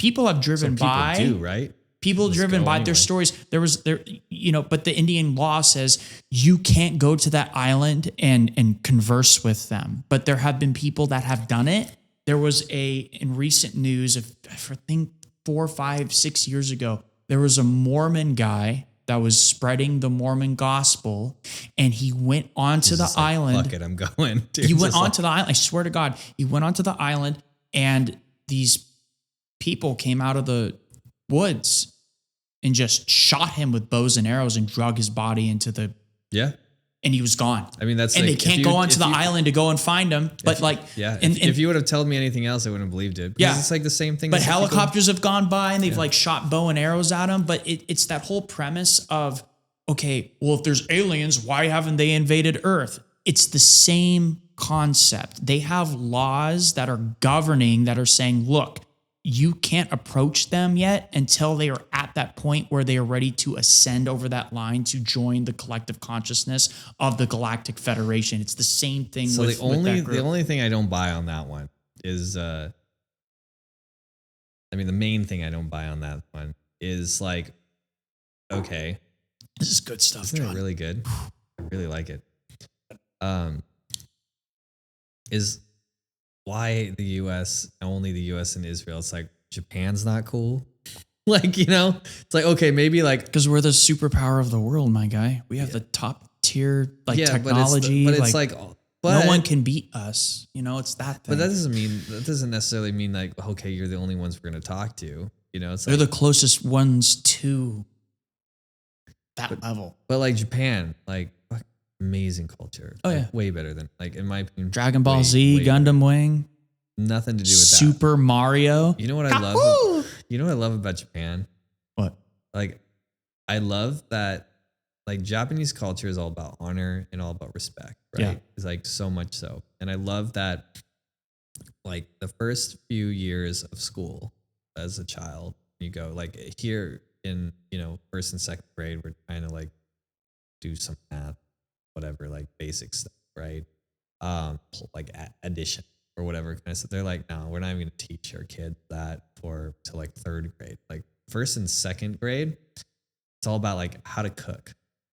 It's like how to like do basic life stuff, like respect your elders, like all this. They like completely have their entire education based around the principles of their culture.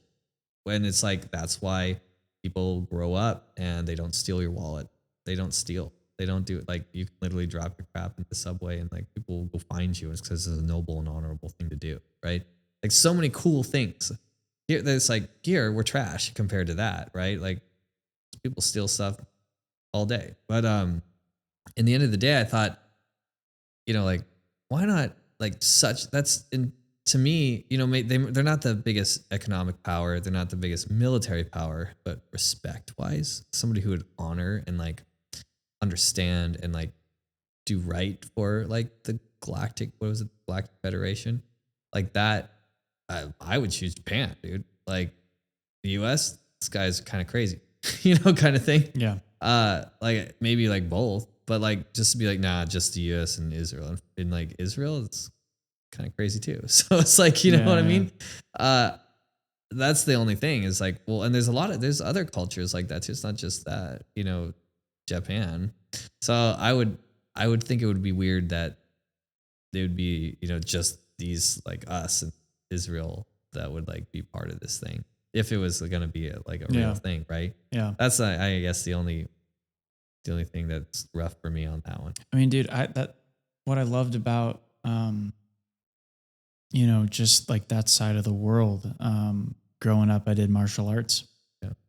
I got my black belt in a Korean martial art called Hokoku Seol. Did you do it at Walmart?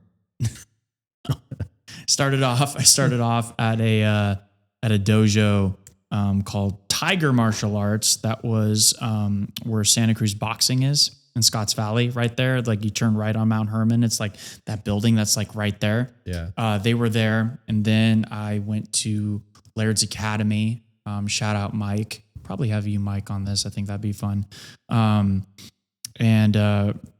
eventually, the head guy, his name was Master Jin, and this dude was from Korea. He was like an 8th degree black belt. I didn't even know there was like multiple degrees. It's that was the thing. I would have kept going, but like in order to get like the higher degrees, I had to go to Korea, and I had to be over there for like 2-3 weeks and be at a temple. And I'm just like, dude, that's no disrespect, because I think it's cool. It just wasn't for me. I was just like, it's too Karate Kid for me. And like, I wanted to have like a different life. No disrespect, because I think it's just got like 1 degree. You should just like went one time. Yeah. You know, let's get that like, yeah. You know, be like 10% better than most people. But the things that I loved about doing martial arts, and they still apply to today, is like it teaches you, you know, honor and like, you know, it's like every time your sensei walks in, you're like, sir, and you're at like attention stance, you know, discipline. and like discipline, you know, and I think there needs to be a lot more of that, just like with I 100% agree. Like I literally have a samurai sword that's up in the back of my office, and it's for those things. It's to remind myself discipline, honor, like just all the teachings, right? So it's like we constantly in our company are talking about like, wow, there are a lot of people who are just trying to screw us. Like we get taken advantage of constantly. We get people are robbing us constantly. I can't even tell you how many bars and restaurants robbing us constantly. They just won't pay their bills. Things like that. Like we pay all our bills. We're always on time for our stuff. You know, it's crazy. Yeah. And you know, I think right now, I think we're at like close to $200,000 below its money, and we'll probably never collect about 70,000 of that. Like just never collect it, because like they just will deny it, just rob us. It's like just criminal, right? And then we're sued all the time by companies who just do completely unfair things, and we're just like, yeah, we're not doing it. Sorry, you know, this is like by law you cannot do that because it's crook. It's just crooks, right? And you know, we fight it, and they can't win because they have no case, because you know. But so we have to go through that. But it's just a lot of pain, right? Just like going through that space, and you realize like, wow, there's no honor. There's no honor in business around here in the US. 100%. My grandfather raised me on the belief that a handshake meant something. Yeah. That's how exactly I was raised. It doesn't anymore, for sure. There's just people don't do it. That's one of my biggest problems is like I trust people too much, and like literally Adrian is like constantly telling me like, oh, you can't trust anybody. They're all after us. And I'm like, oh no, people are just. I like to believe that people are actually good. You know, like people are just, you know, just good. Yeah. And they're not trying to be bad. And I don't know if I believe that anymore. I think that most people know what they're doing. Most people are just trying to get an advantage. They don't care who they hurt. Yep. And they're just gonna do whatever they can do to get to, if they can not pay $1,000 bill and skip it. And they know it's hurting a local business. They don't care. Yeah. They don't care local. You know, it's like, it's made me like kind of cynical a little bit because of it. But once you experience it for many, many, many years, and you see even the biggest companies and smallest companies will do it, you're like, wow, like everybody. And sometimes I feel like I'm on this little island where it's like, wow, am I like one of the only people who do, because anytime anything's wrong, like if we do something wrong, like if a product isn't right, I'll have every single case picked up that day. We'll replace it instantly, and we'll usually give them some kind of discount of some sort. Like, and it's completely our fault. I'm so sorry. Let's fix this, right? It's rare that it happens, but it has, and we've fixed it completely. You know, like labels are peeling off because like the adhesive's bad from this batch we got or something like that. Fix that one day. You know, it's done. It's like, not go deal with it. We don't care. You know, kind of thing. And most companies just do that. And it's just really sad to me that like that's what we're dealing with. Yeah. But you know, it's what it is. Yeah. So it's like, yeah, I still refuse to run our company any other way. You know, even if we get screwed, and we just have to know that everyone's after us, and that's where we have to be really tight with legal and you know, not trust anybody. Handshakes, we can't do those anymore. I did plenty of those when we started, and they all bit me. Yep. They came back. Yep. And I was like, really? And then it makes me feel awful. And then, you know, I just feel like a bad business person. I'm like, wow, this is not today. Today is about scamming. Yep. And then like, you know, it's like how much can you scam someone? So it's pretty insane. Yeah. But I mean, we do millions and millions and millions and millions of dollars in revenue, and I tell you how many people come after you. So it's crazy. Yeah, man. Well, look, John, I think I'm running out of memory on the cameras here. I'm looking at time. Was this your funnest podcast? We're about like Did we do the best one? Like 3.5 hours into this thing, my guy. Dude, we did a full Joe Rogan. We did. I was like, that's what you wanted to do. We're here. We're here. Well, look, you know, I know we met recently, and you know, just by, you know, getting to know you and everything within this short amount of time, like I got again a great sense of just people. And I think you're just one of those real good lifelong friends that I've just recently come into contact to, and a local business leader here in the Bay Area and Los Angeles and all over, you know, just absolutely crushing it. And so, you know, shout out to you and just your work ethic and everything, and your trials and tribulations and everything that you've gone through, and just going out and kicking ass and creating a badass product and just sticking with it, and, you know, making your mark here, on the world, my guy. So cheers to you. Thank you for coming on. Thank you, man. If you made it this deep into episode 4, thank you so much.